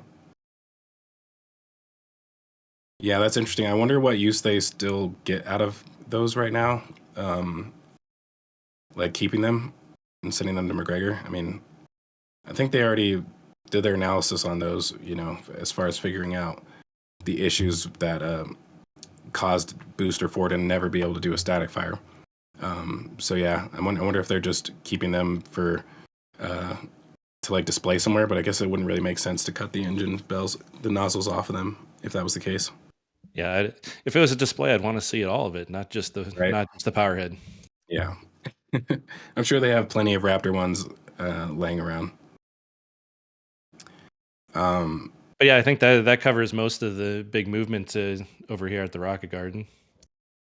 We haven't really seen any new progress on that middle ship stand there. That looks like it's got a new. We've seen the new legs go in there, potentially some kind of new style ship stand that doesn't carry its legs with it. Yeah, that's interesting. Because this doesn't work for the current ship stands, right? No, it seems like they've redone they haven't redone the foundations, but all those legs, they've got new, like a pinnable connection to attach to the stand and bolted down. I don't know how much of that securement's common to the original ones, but it seems like they've got something new and upgraded for future ships planned. Well, that's interesting. Like a quick release system almost or something. Yeah, it'd be interesting to see. I mean, I wonder if they're getting to a point where maybe they feel like they can put a vehicle onto a transport stand just supported by the SPMTs and not actually have to set it down to where they don't need to carry the legs. Because we've seen on a couple of different moves where sometimes I think with like the booster cryo stand, they put the legs on to load it, but then they have to take the legs off to transport it, but they don't use the legs at Massie's because it has those other pedestals. So it's like, I wonder if there's just something there to kind of streamline how they have to deal with their transport stands. Yeah, that's interesting for these to appear before the actual new stand appears. Yep. I guess we'll have to be on the lookout for that. Have we seen any new stands like anywhere? I'm not aware of anything new that's ship related or even booster. I mean, other than the booster transport stand. So it's completely something they're doing in the dark or hasn't been started yet. Very interesting. Yeah, have to be on the lookout for that over the next few weeks. I guess the last area would just be over here, and I don't think there's anything really to discuss down in here. So I guess I'll move us over to the Star Factory, but I'll take a second because I don't think we answered or took questions when we were at Massie's. So I guess we'll do take questions for both Massie's and Sanchez right now. All right, yeah, we did have a bunch of questions that you had already pretty much answered. So in an effort to not be redundant, I have cleaned those up. But I do want to thank Mighty Don Don for gifting another 5 memberships. Yazada for a $50 super chat. Thanks for the photos, commentary, and community. We enjoyed doing it. Thanks for the support. Fat Dougie came in with a $20 super chat saying it was a nice surprise to meet you two at the Stripes the night before the launch. Keep up the fantastic work. Thank you. Yeah, I met quite a few people while I was down there. It's really awesome to meet people in person after, talking to them in the chats and in the back channels and Discord a lot. So really awesome seeing people while we're down there. Definitely. Can't wait to do it someday. I want to thank Scat1975 for a 10-pound super chat. He says, 2 years ago today, I got the all clear, and the wonderful RGV family helped me through a dark time, including a shout out on the stream 2 hours after surgery. Hey, I remember that day well, Scat. Thanks. We appreciate you. Glad you're well now. One question related to Sanchez is all I've got left. Is that a LOX tank ice filter in the scrapyard area? Doubt it. Let's see. Not sure where they're referring to, but Yeah, probably that mystery item that we were talking about. But yeah, we had talked about that, but the holes seem awfully large for that type of a structure. But let's see here.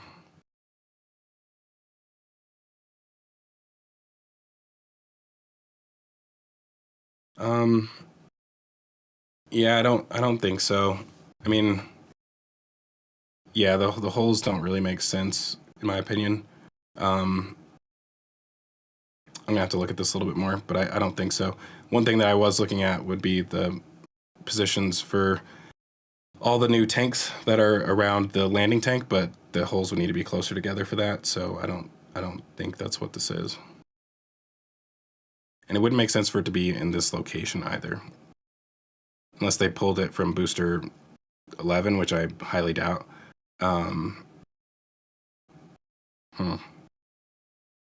Very, very good question, though. I think it's too big.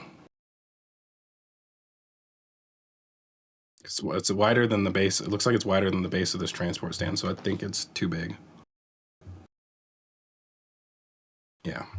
Cool. Any more? Was that the last question? That's all we got. Awesome. Well, we'll go ahead and move over to the Star Factory, which is looking fantastic this week with its mostly cleaned roof. It looks like they got one more section left down here. Not sure how long the clean roof will last, but it looks great while it's here. So most of our focus has kind of been, let me take a step back and talk about the ring yard area. So we still have some work going on with the parking garage.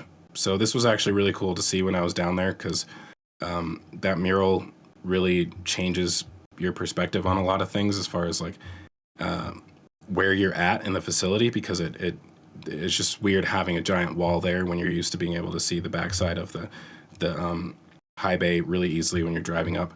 Yeah, it was really cool also watching them just, you know, a lot of people thought they were pasting those sections up there. But it looks like to me that the actual mural sections were being, so they were already basically assembled that way. Like basically a number code for each panel that had to be installed in a specific place. And then they're basically like removing kind of like a double-sided tape type thing, right? Where you're just like stripping off the actual. And I'm gonna jump in and say that's actually not right, Zach. Mary actually had a picture of them hanging one where you could see it's dangling on its own. So it is an added sticker on top of that. It's the yellow finish is the fiberglass outer membrane of the drywall. Right. Okay. Yeah, it looked to me like they were ripping those off, but I didn't stay long enough to actually watch it. So Yeah, a lot of the time there was one particular image that was in one of their recap videos that no questions asked. I'd imagine you seeing it in person. Yeah, you could have seen how uneven that surface is that's underneath it as well. yeah, definitely. Cool. So yeah, going back to the aerial, they're still doing. They're adding a wall on this side as well too. Not sure if they're gonna put a mural on this as well, but yeah, it may just be. I don't even know. I don't know what else you would put on the wall. It's like a tubular facade, and it looks like up there they may be putting some kind of like screen mesh on it for a little bit extra fall protection that you don't jump in between them and come off. But yeah, it seems like the other three sides, other than the kind of that corner detail that looks like it's going to have that same kind of gray finish that's down below there. Looks like it's just kind of an open frame structure, so you don't completely just see the concrete parking garage structure. Yeah, for sure. So all the entrances on this side got removed, right? Or oh no, they're still there. It looks like the scaffolding's just up. Yeah, both corners appear to have an entrance where the facade kind of arches up to it. Cool. I wonder how long this parking garage will last. Well, it's made out of concrete, so we know how concrete fares at Starbase. Yeah, yeah. I'm really excited for next year. I'm 100% convinced that this structure is going to be removed, and if not, then they're gonna have problems. Like they have no choice but to remove this. They need a larger bay for sure. It's just a matter of when. So I think once the Star Factory is completed and all of everything in here is moved into that new office building, we will definitely see some demo work start on this structure.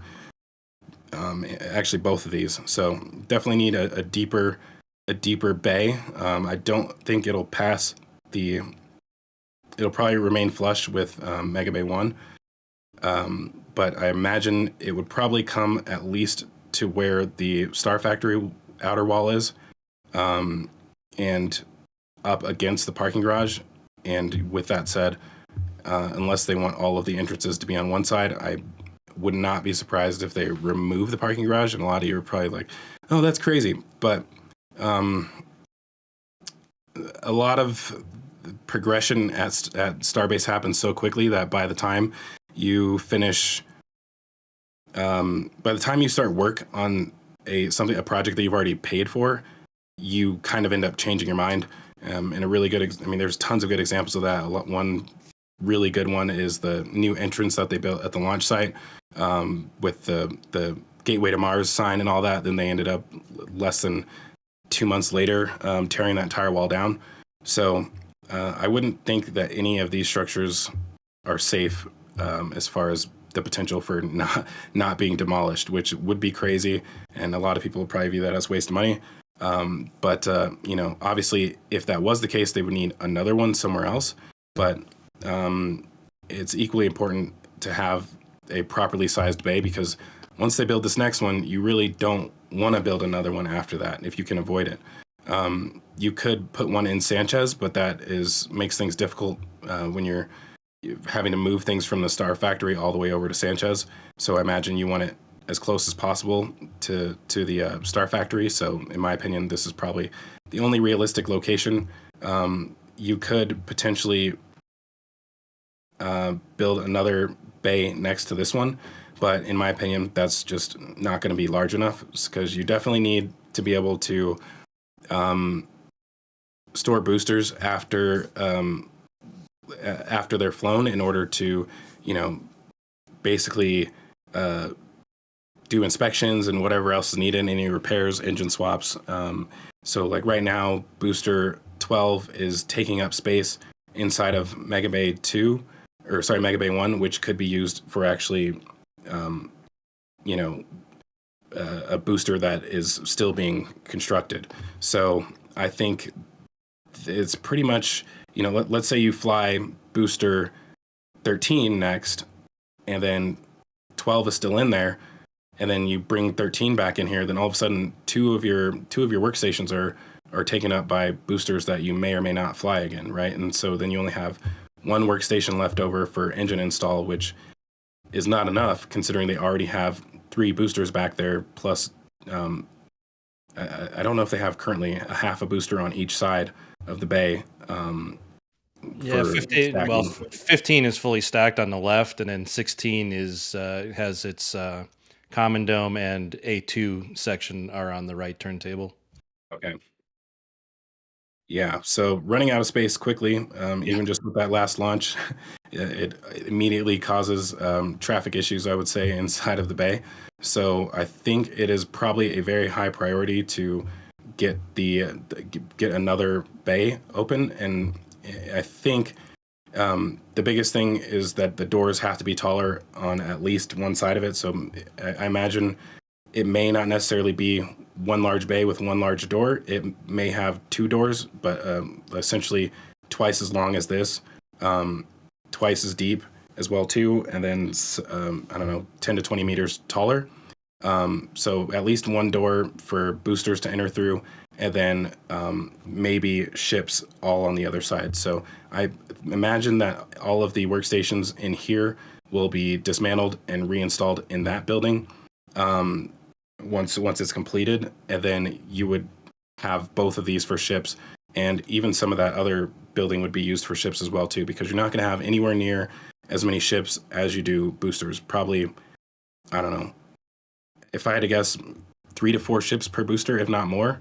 Like it should be more than that. So yeah, I mean, most of the Star Factory is probably dedicated towards ship construction, and we'll see a lot less boosters than ships going forward.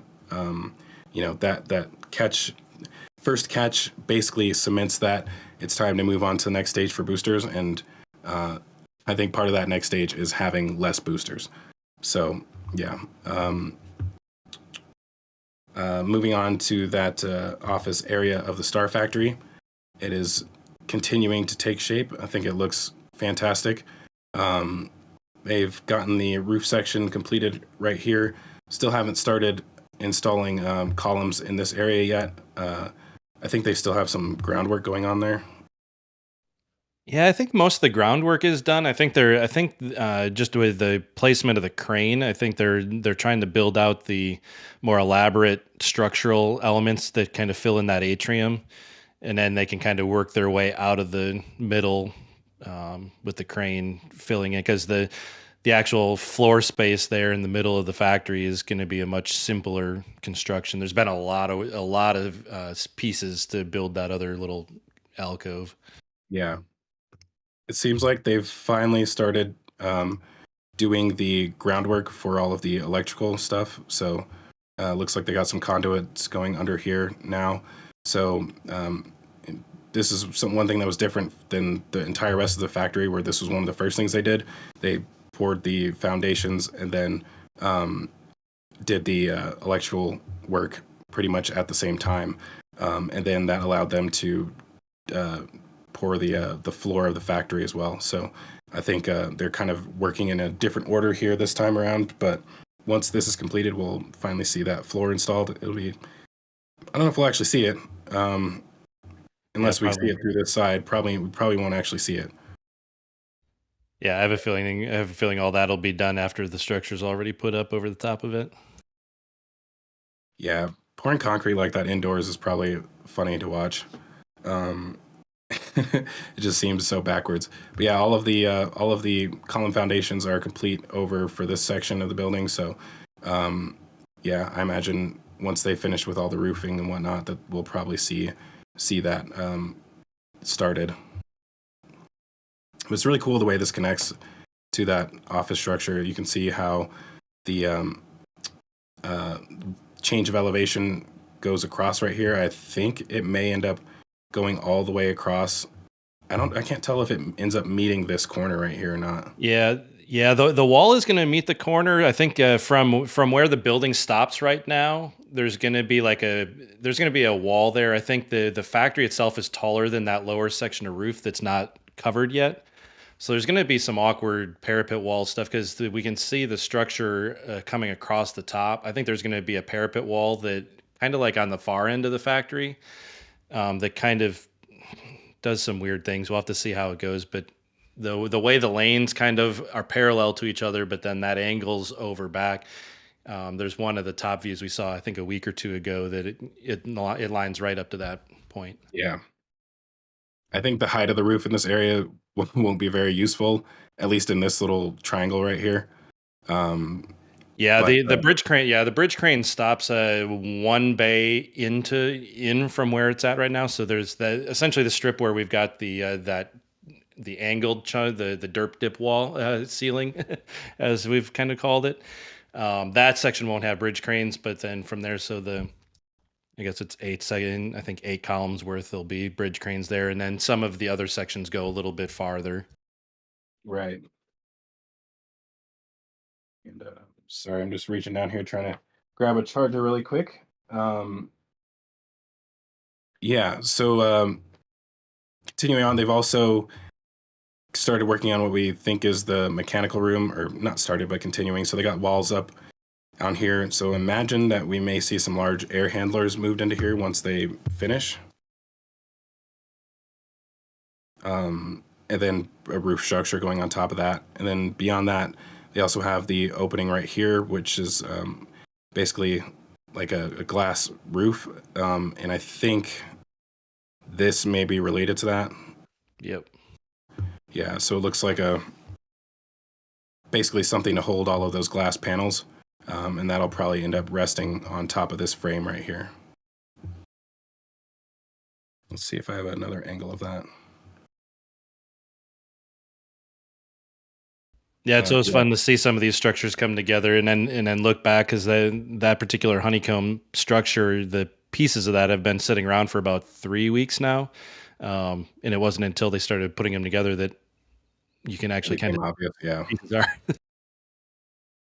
Yeah, this is going to be a cool little front area down here too. I wonder if they'll leave some like privacy fence up here, or if it'll be like a, I don't know. I imagine they'll probably have like grass or turf in this area with a bunch of trees and whatnot. Yeah, I think this building's going to look really cool.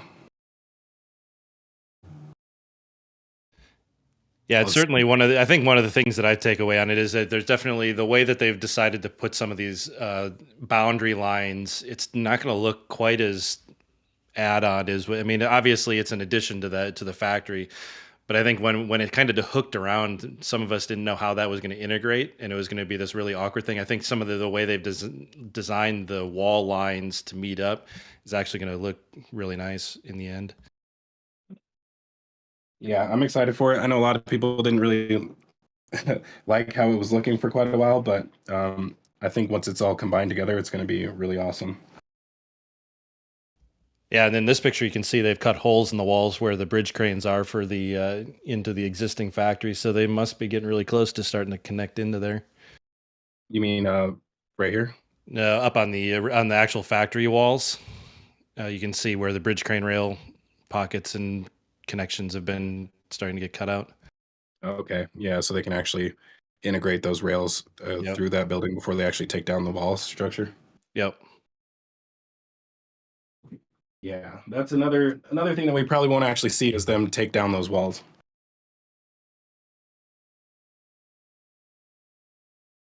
Yeah, just Um, yeah, just like all the temporary walls they put on the office side to kind of block that in while they finish construction. They're going to do the same thing over there. Surprised they haven't started removing this little building right here. I wonder what it Yeah, is. yeah, I agree. I wonder there's surely got to be a footing maybe even on the other side that along the junction that's going to have to be done at some point. So Right. Cool. Any other start? Oh, sorry. I guess we'll talk about just outside of here. So they're also doing some more drainage work, which is weird because I could have sworn all of this was already done. Um, but it does look like they're adding additional drainage in here. yeah, I remember they redid that front portion, but I don't recall what they actually had for the new drainage underneath there, or if they changed how that second half of San Martin was and decided that they're going to redo the front to kind of match up with a redesign to the extension. Yeah, I think maybe there was only one down here. Now there's two on each side. That could be what's changed. Um, yeah, but they're going all the way to the end. I think they've already done this side of the street. Uh, yeah, you can see the Yeah, the whole from that junction all the way to the South Bay has all been redone, and that's where they had done the retaining wall and had the drains that go out into the bay.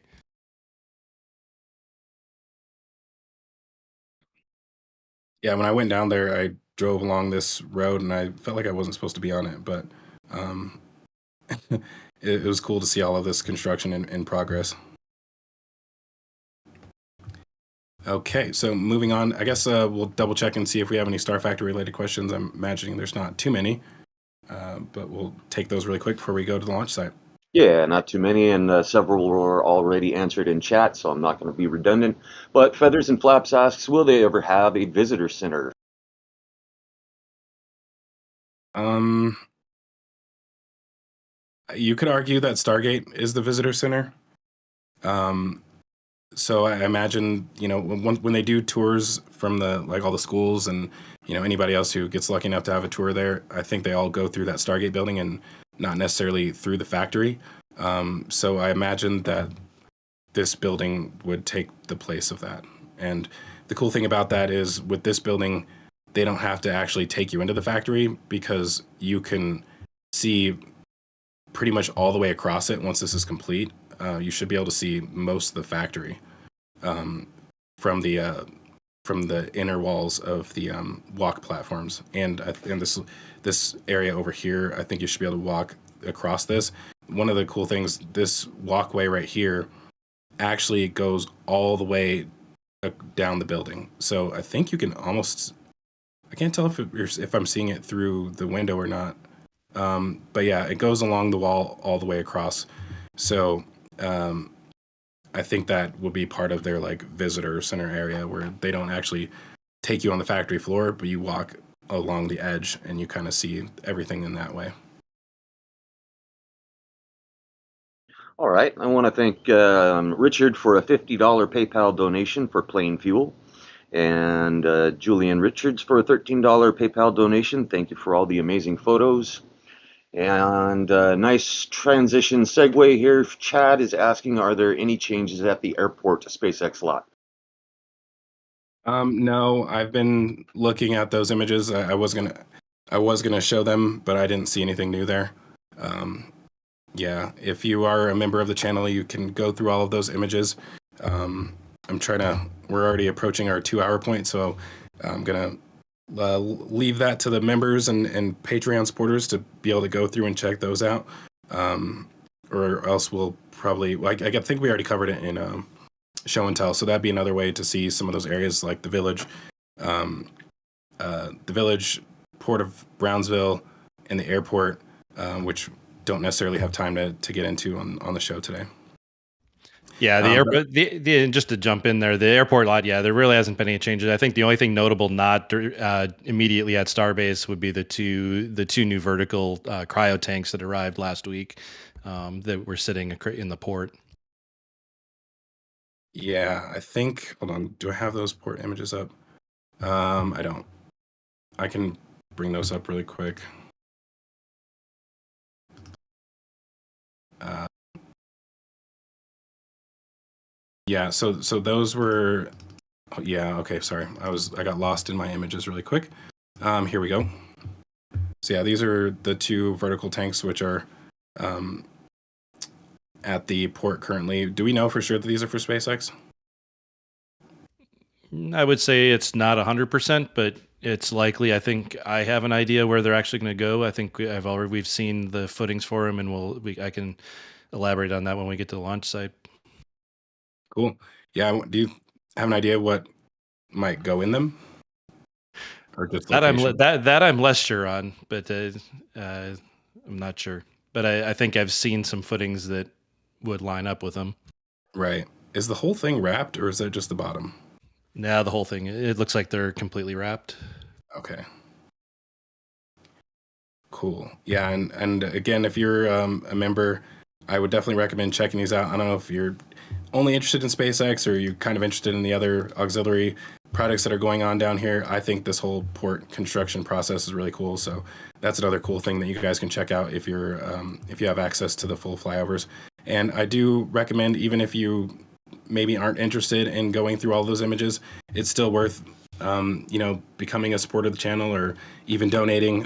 The price of the flyovers has been increasing. It really depends on which plane is available. I think specifically like in the afternoon, it gets a little bit more expensive. So you'll notice that a lot of these flyovers are in the morning, and that's because it's cheaper.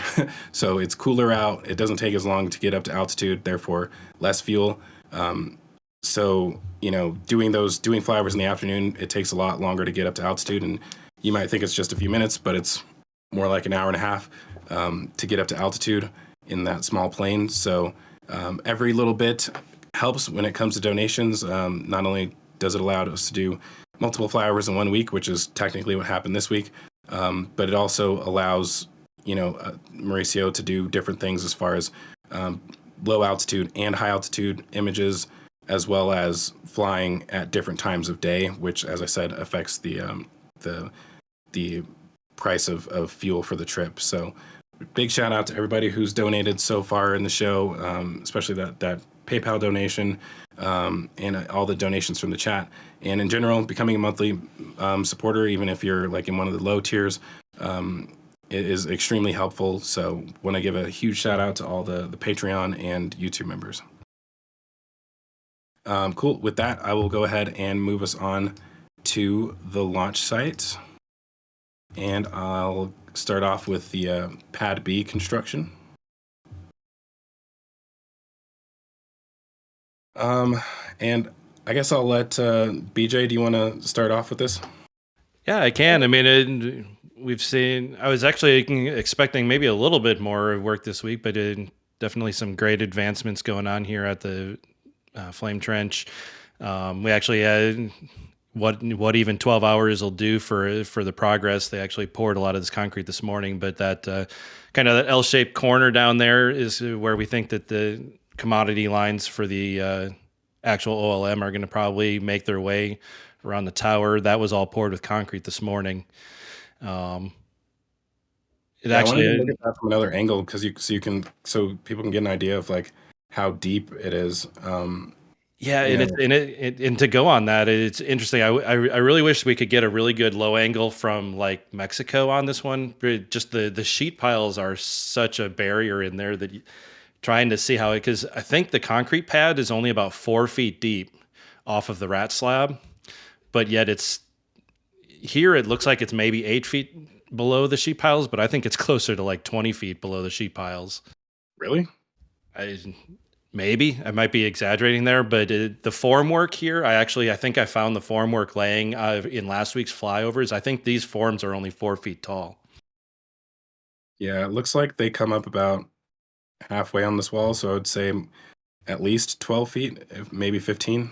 Yeah, I mean it's really hard to get a really good view of how deep, because I think the very first time I saw these images, I thought that they were only like 8 foot below it, and I was like, well, that's not going to put the commodities all that low below grade. But Yeah. I think the more I looked at it, the more it started to kind of imagining how those angles are and trying to view that steep angle was kind Yeah. of, it was definitely weird to look at. Interesting thing, I don't see any like embeds down here that would like suggest that it's going to support something above it. Yeah, it does seem like it's just there, and we haven't seen any embeds around the perimeter either. So, I mean, yeah, I don't know how they would secure what kind of different systems would be there, whether it would require embeds to weld down to, or if they can use some kind of post anchoring.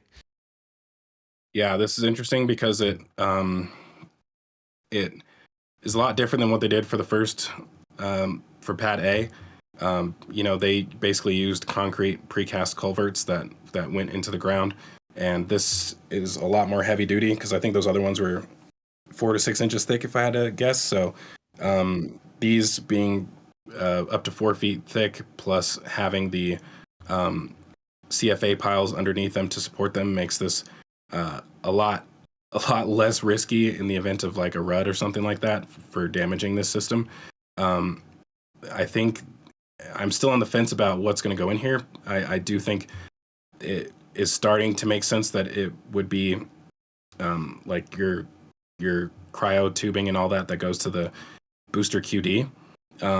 However, the depth makes it so that I believe you can still fit water pipes in here, because the water pipes that they used for pad A were 5 and 4 feet thick.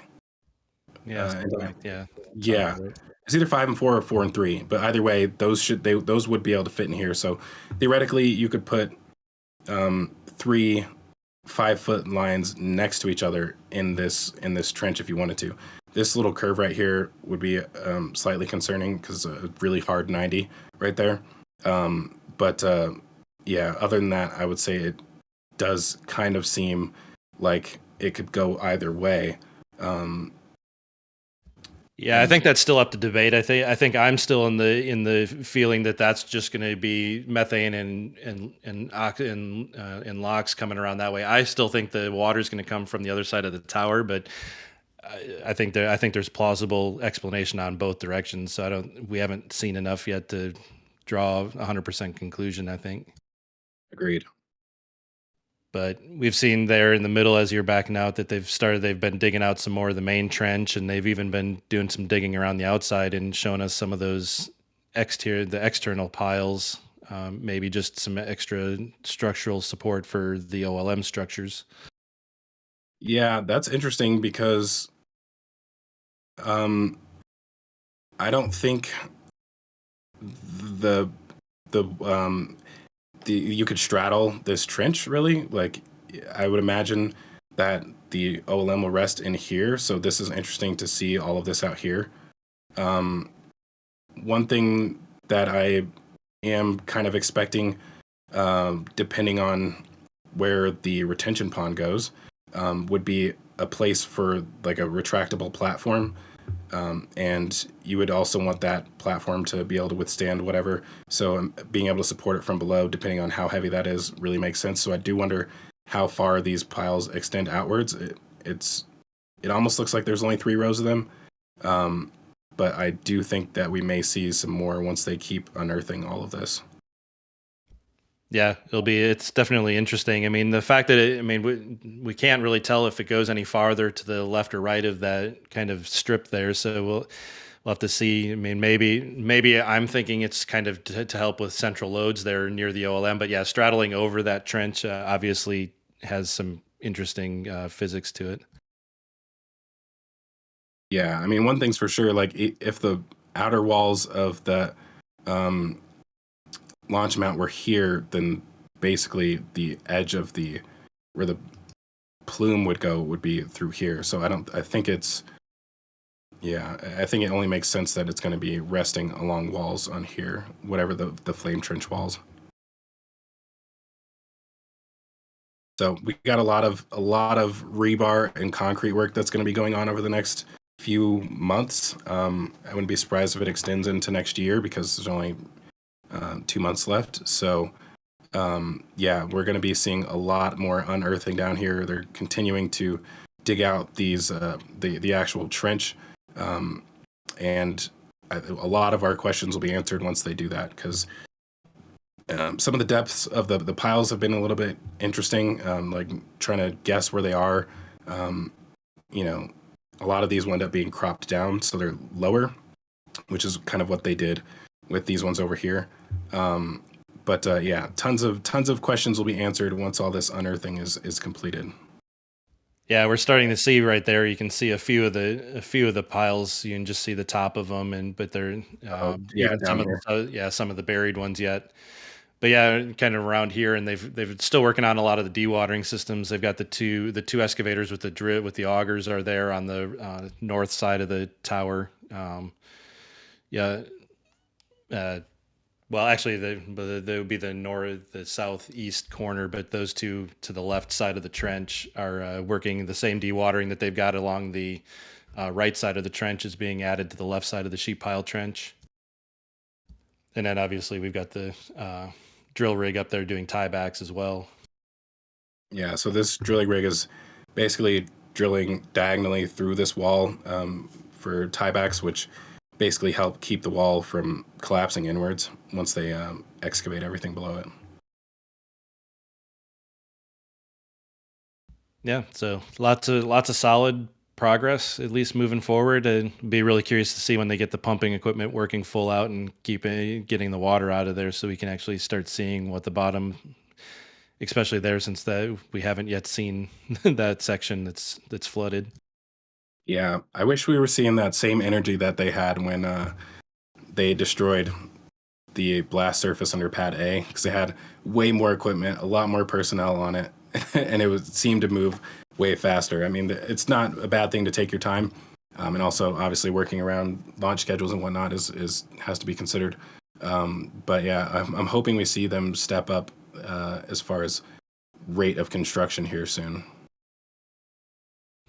Yeah, and I feel like we're gonna get close down there in the corner of the property there. All those little bundles looking that are covered in black and white, those are all 2x4 framed formworks, temporary formworks.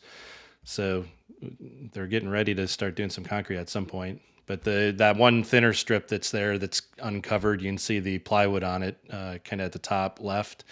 I think those are the same forms that are being used for the concrete pour that's formed up right now. Right. But we saw some ground images. All those square pallets are all like 12 or 15 panels of formwork, temporary stuff. Wow. Yeah, tons of rebar down here as well too. Yeah, the short pile there, right where your cursor is, was about 3 times as much before they did all the rebar that Okay. to the left during last week's flyover.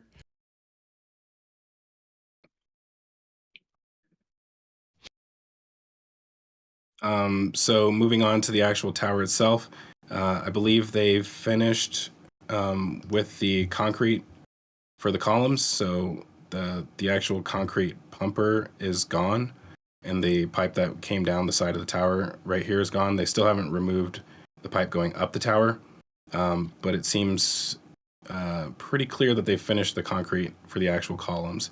So that's a major milestone. Obviously, all the welding, all the concrete done. So, next step is pretty much doing all the auxiliary stuff, which includes installing the drawworks. So I think that'll actually go on this side right here. Yeah. I don't know if they'll actually put paneling here because they may just rest it on top of this and then put a walkway in front of it. But that's still remaining to see. We haven't even seen that thing arrive yet. But I really like how this structure is a lot more well thought out than the Pad A tower, because you have your interior staircase instead of an exterior one, And same thing as on the tower itself, having the staircase going up through the center instead of on the outside, kind of makes it a lot more official looking. Yeah, and then around the other side, obviously we've seen that the cable chain has been delivered here, but the three pieces of cladding on the tower that help guide it from contacting the cross structures, those were added in the last couple days as well. So that whole area is ready for the chain probably real soon. Yeah, and they can install that without the chopsticks, right? Because they'll just basically let it drop through here, right, and just hang down. Yeah, that's what I believe. I don't recall it personally, but I think it's been confirmed that the 39A chain was put up. Maybe even I think it was a month or two before the chopsticks were hung. Interesting. Yeah, that allows them to do all their connection work inside the tower as well. So, cool. As far as everything else, the CC 8800 is still down here. They have not reconnected the boom, but we are expecting that soon, because they still have the QD arm, obviously the chopsticks, and potentially other auxiliary work as well. So I think we'll see that reassembled here soon.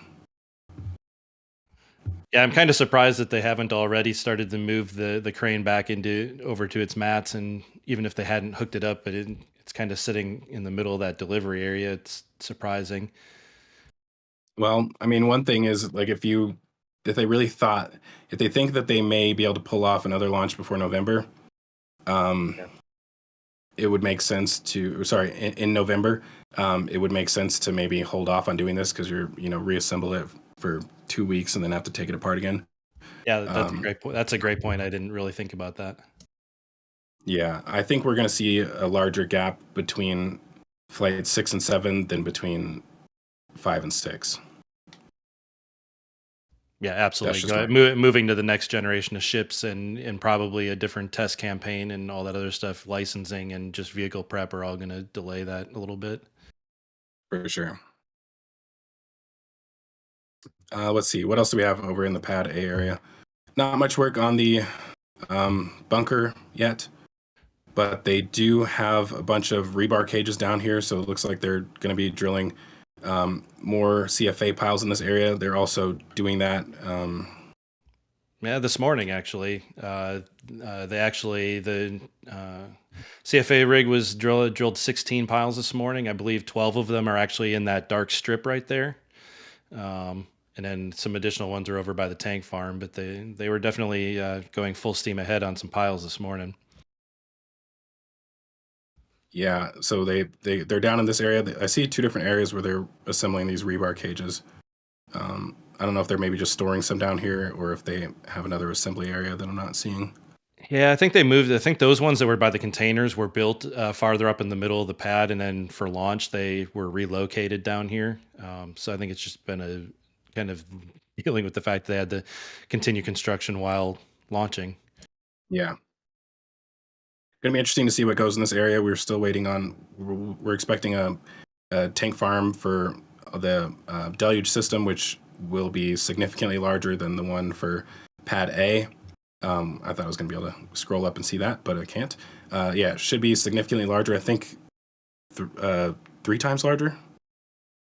Yeah, I think that's what they were calling on capacity. Yeah, so that will either be larger tanks or more of them. I imagine. I don't know how much larger you would really want them, but I think having more of them probably just makes more sense. You fill this entire area up with your water tanks, and then eventually down in this area we'll probably see a air separation plant, so that they can produce liquid oxygen and nitrogen on site. But speaking of tank farms, I guess we'll go ahead and move over to the orbital tank farm area. So a lot of more groundwork going on down here. This has been a very long project as far as converting this tank farm. So starting, I guess, from top down, they have finished installing the CFA piles down in this area right here. You can see the two different cutouts down here. And so that basically gives them one more foundation for another tank. So we'll see at least two more tanks right here. I think we were expecting to see it expanded even farther, but from what we can tell right now, that'll be the last of those tanks in that area. Not sure what's going on down here, but they do, I believe these are piles right here. Yeah, those two right there, kind of leading back to the tanks. I could be very easily wrong on this one. This is just a easy early speculation. Those two kind of look like two pads for vertical tanks to me.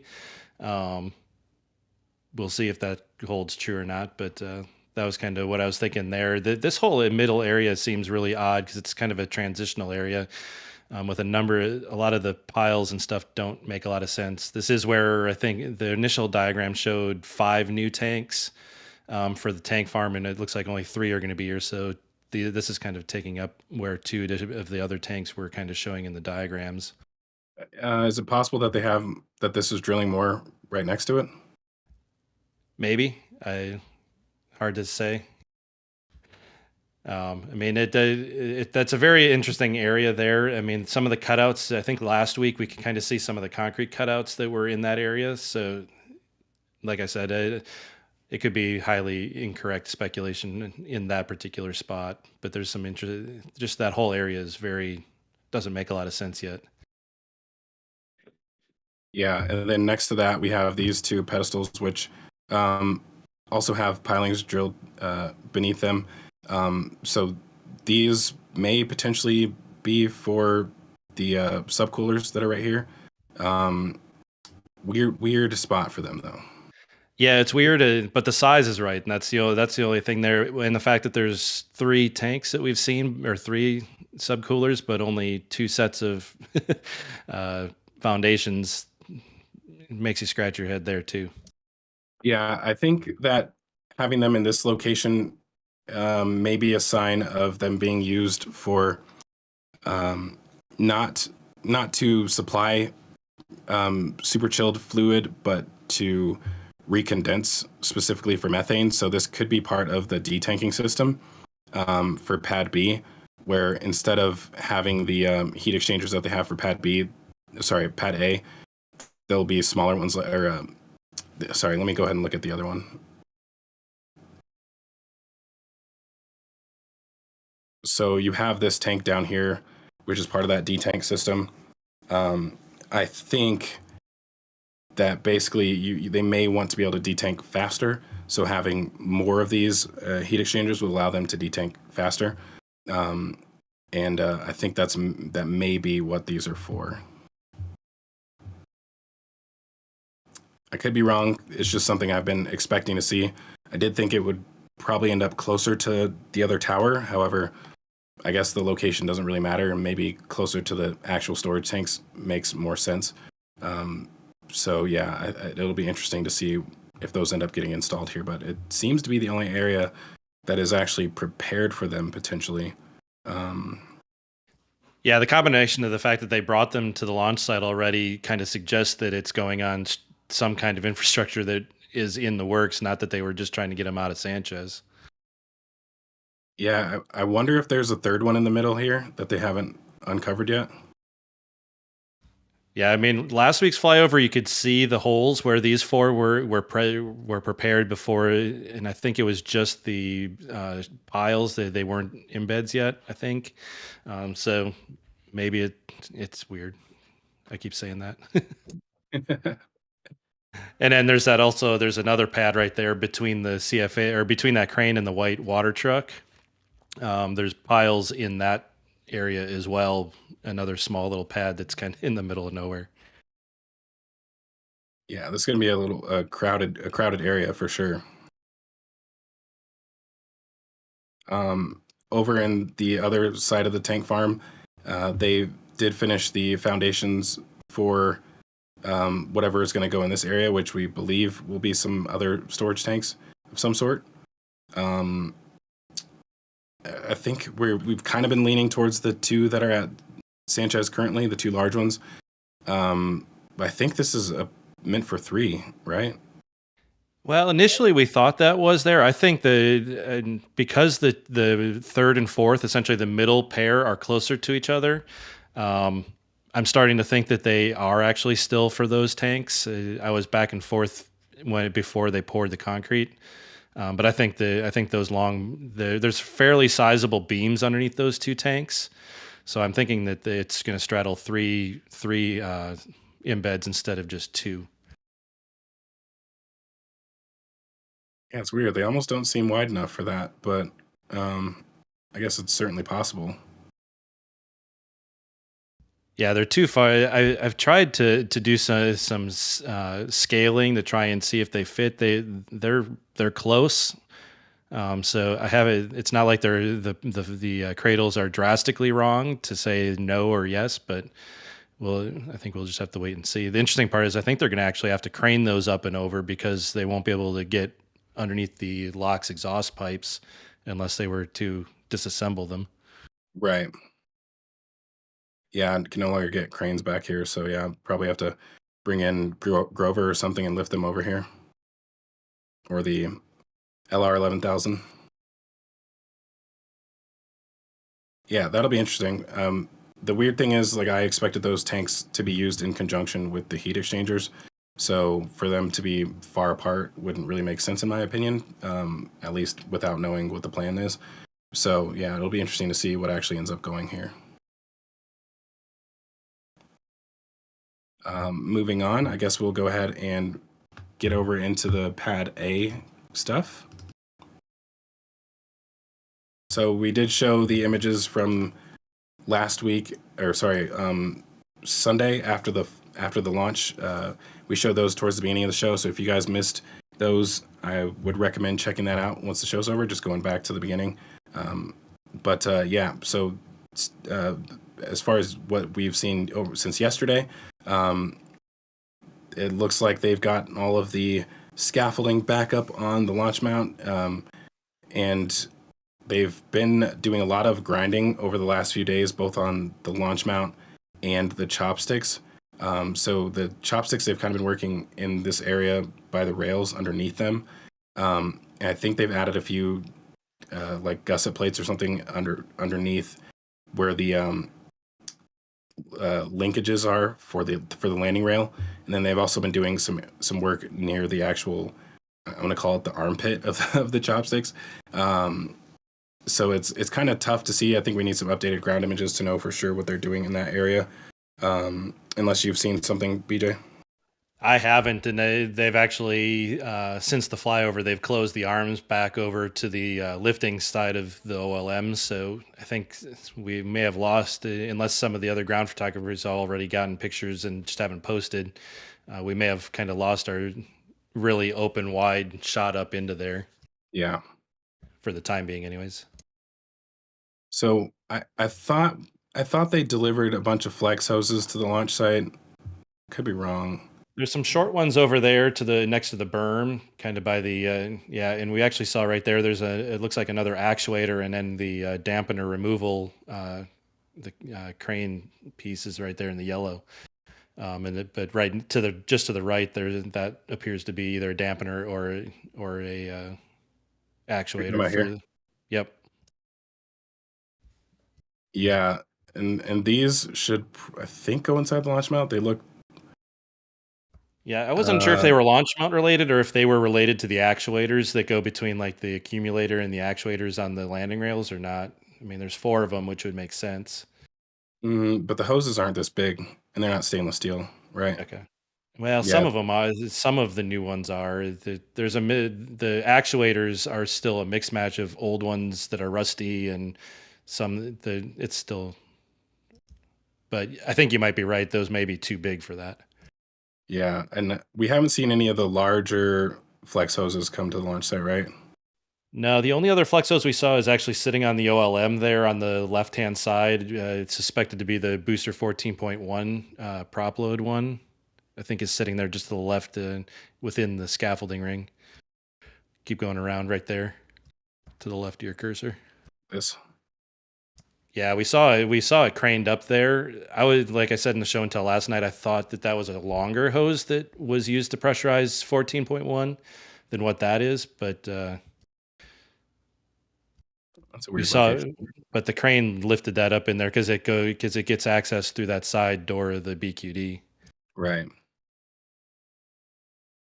Yeah, interesting if they're gonna do more testing with that. I'm not sure why it would be necessary, but um, a lot of things we don't fully understand until after it's completed. So I guess we'll have to see what ends up happening with that.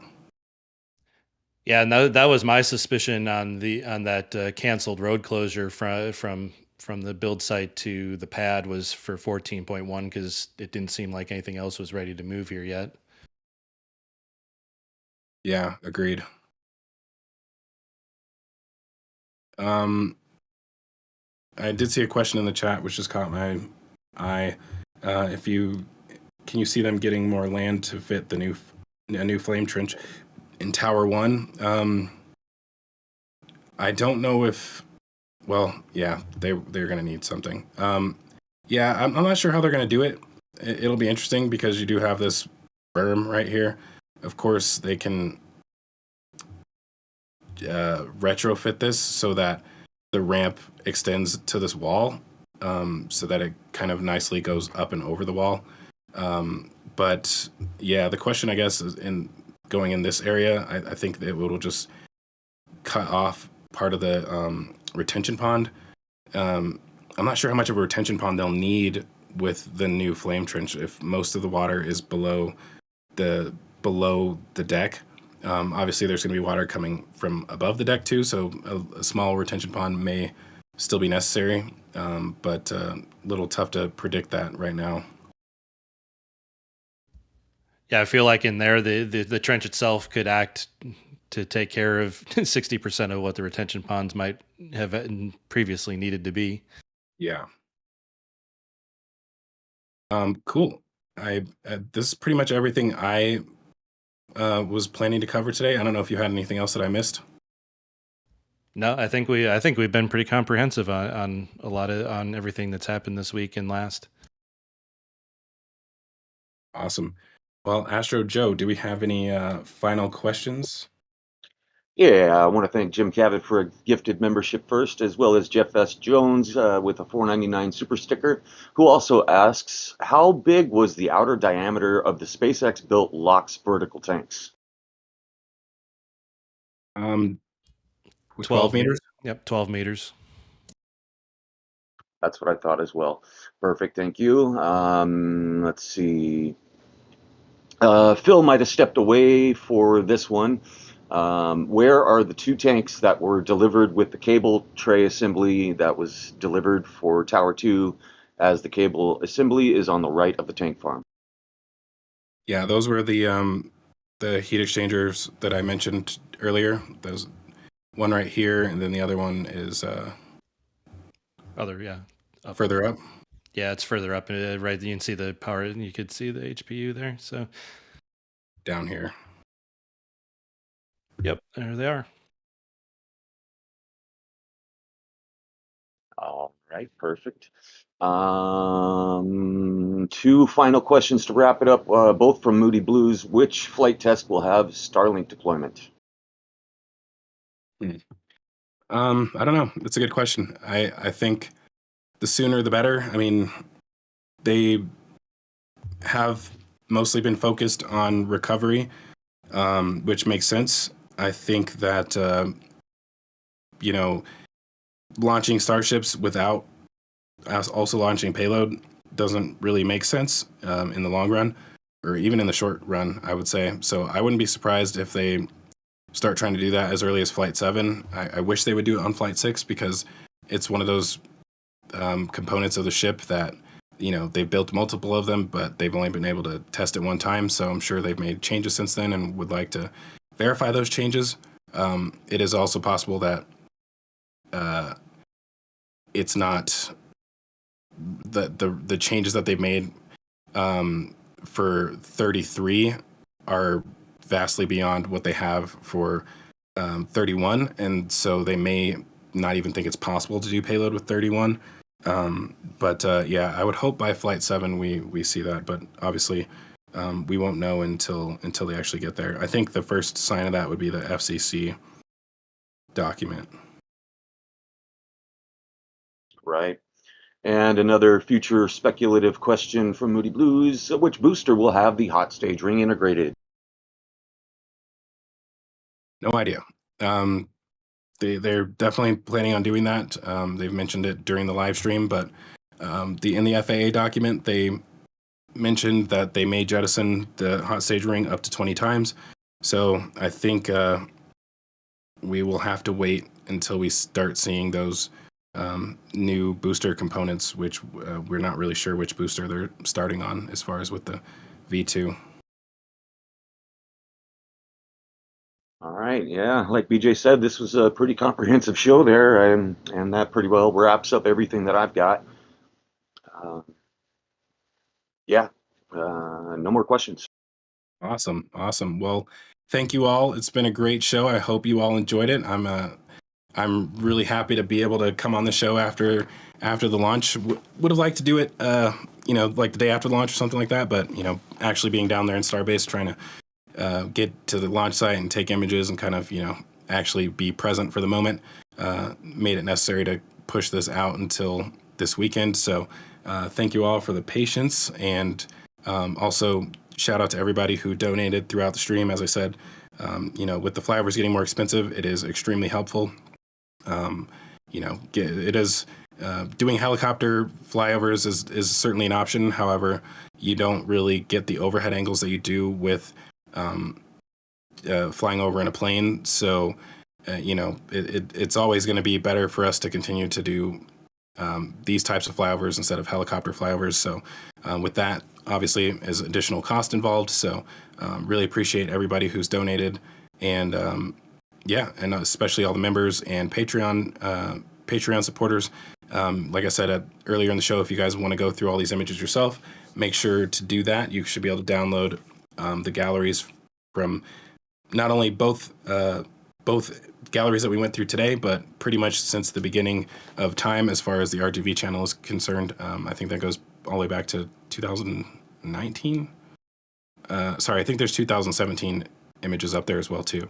So make sure you guys go through those if you would like to see something that we did not cover properly during the show today due to time constraints. But thank you to everybody for joining us today, and I won't see you all next week. It'll be 3 weeks from now when I'm back on the show. I'm headed back to work in a few days, so I will see you all on my next few weeks off. And with that, I'll pass it off to BJ. Yeah, thanks everyone for joining us again for another great episode. Thanks for all the support. Like Zach said, it goes a long way to helping us continue to bring you the great images for every week and see the progress as the things go. So thanks also to Zach for all his insights being there on site. I know I was really hoping to be able to make it down there to Flight 5 myself, but some things just didn't quite work on scheduling on my side. So hoping to get down there to see one real soon on my own as well. So with that, just one last thanks to everybody for joining us today. Excellent. Yeah, thanks for your time, Zach and BJ. It's always a pleasure sharing the stream with you, especially after a good, successful launch and catch. And thanks to Emlyn for turning the knobs and pushing the buttons. Thanks to everybody else on the RGV team, constantly working hard in the background, behind the scenes. Most engines cut off. Hot staging confirmed. Love you. Bye.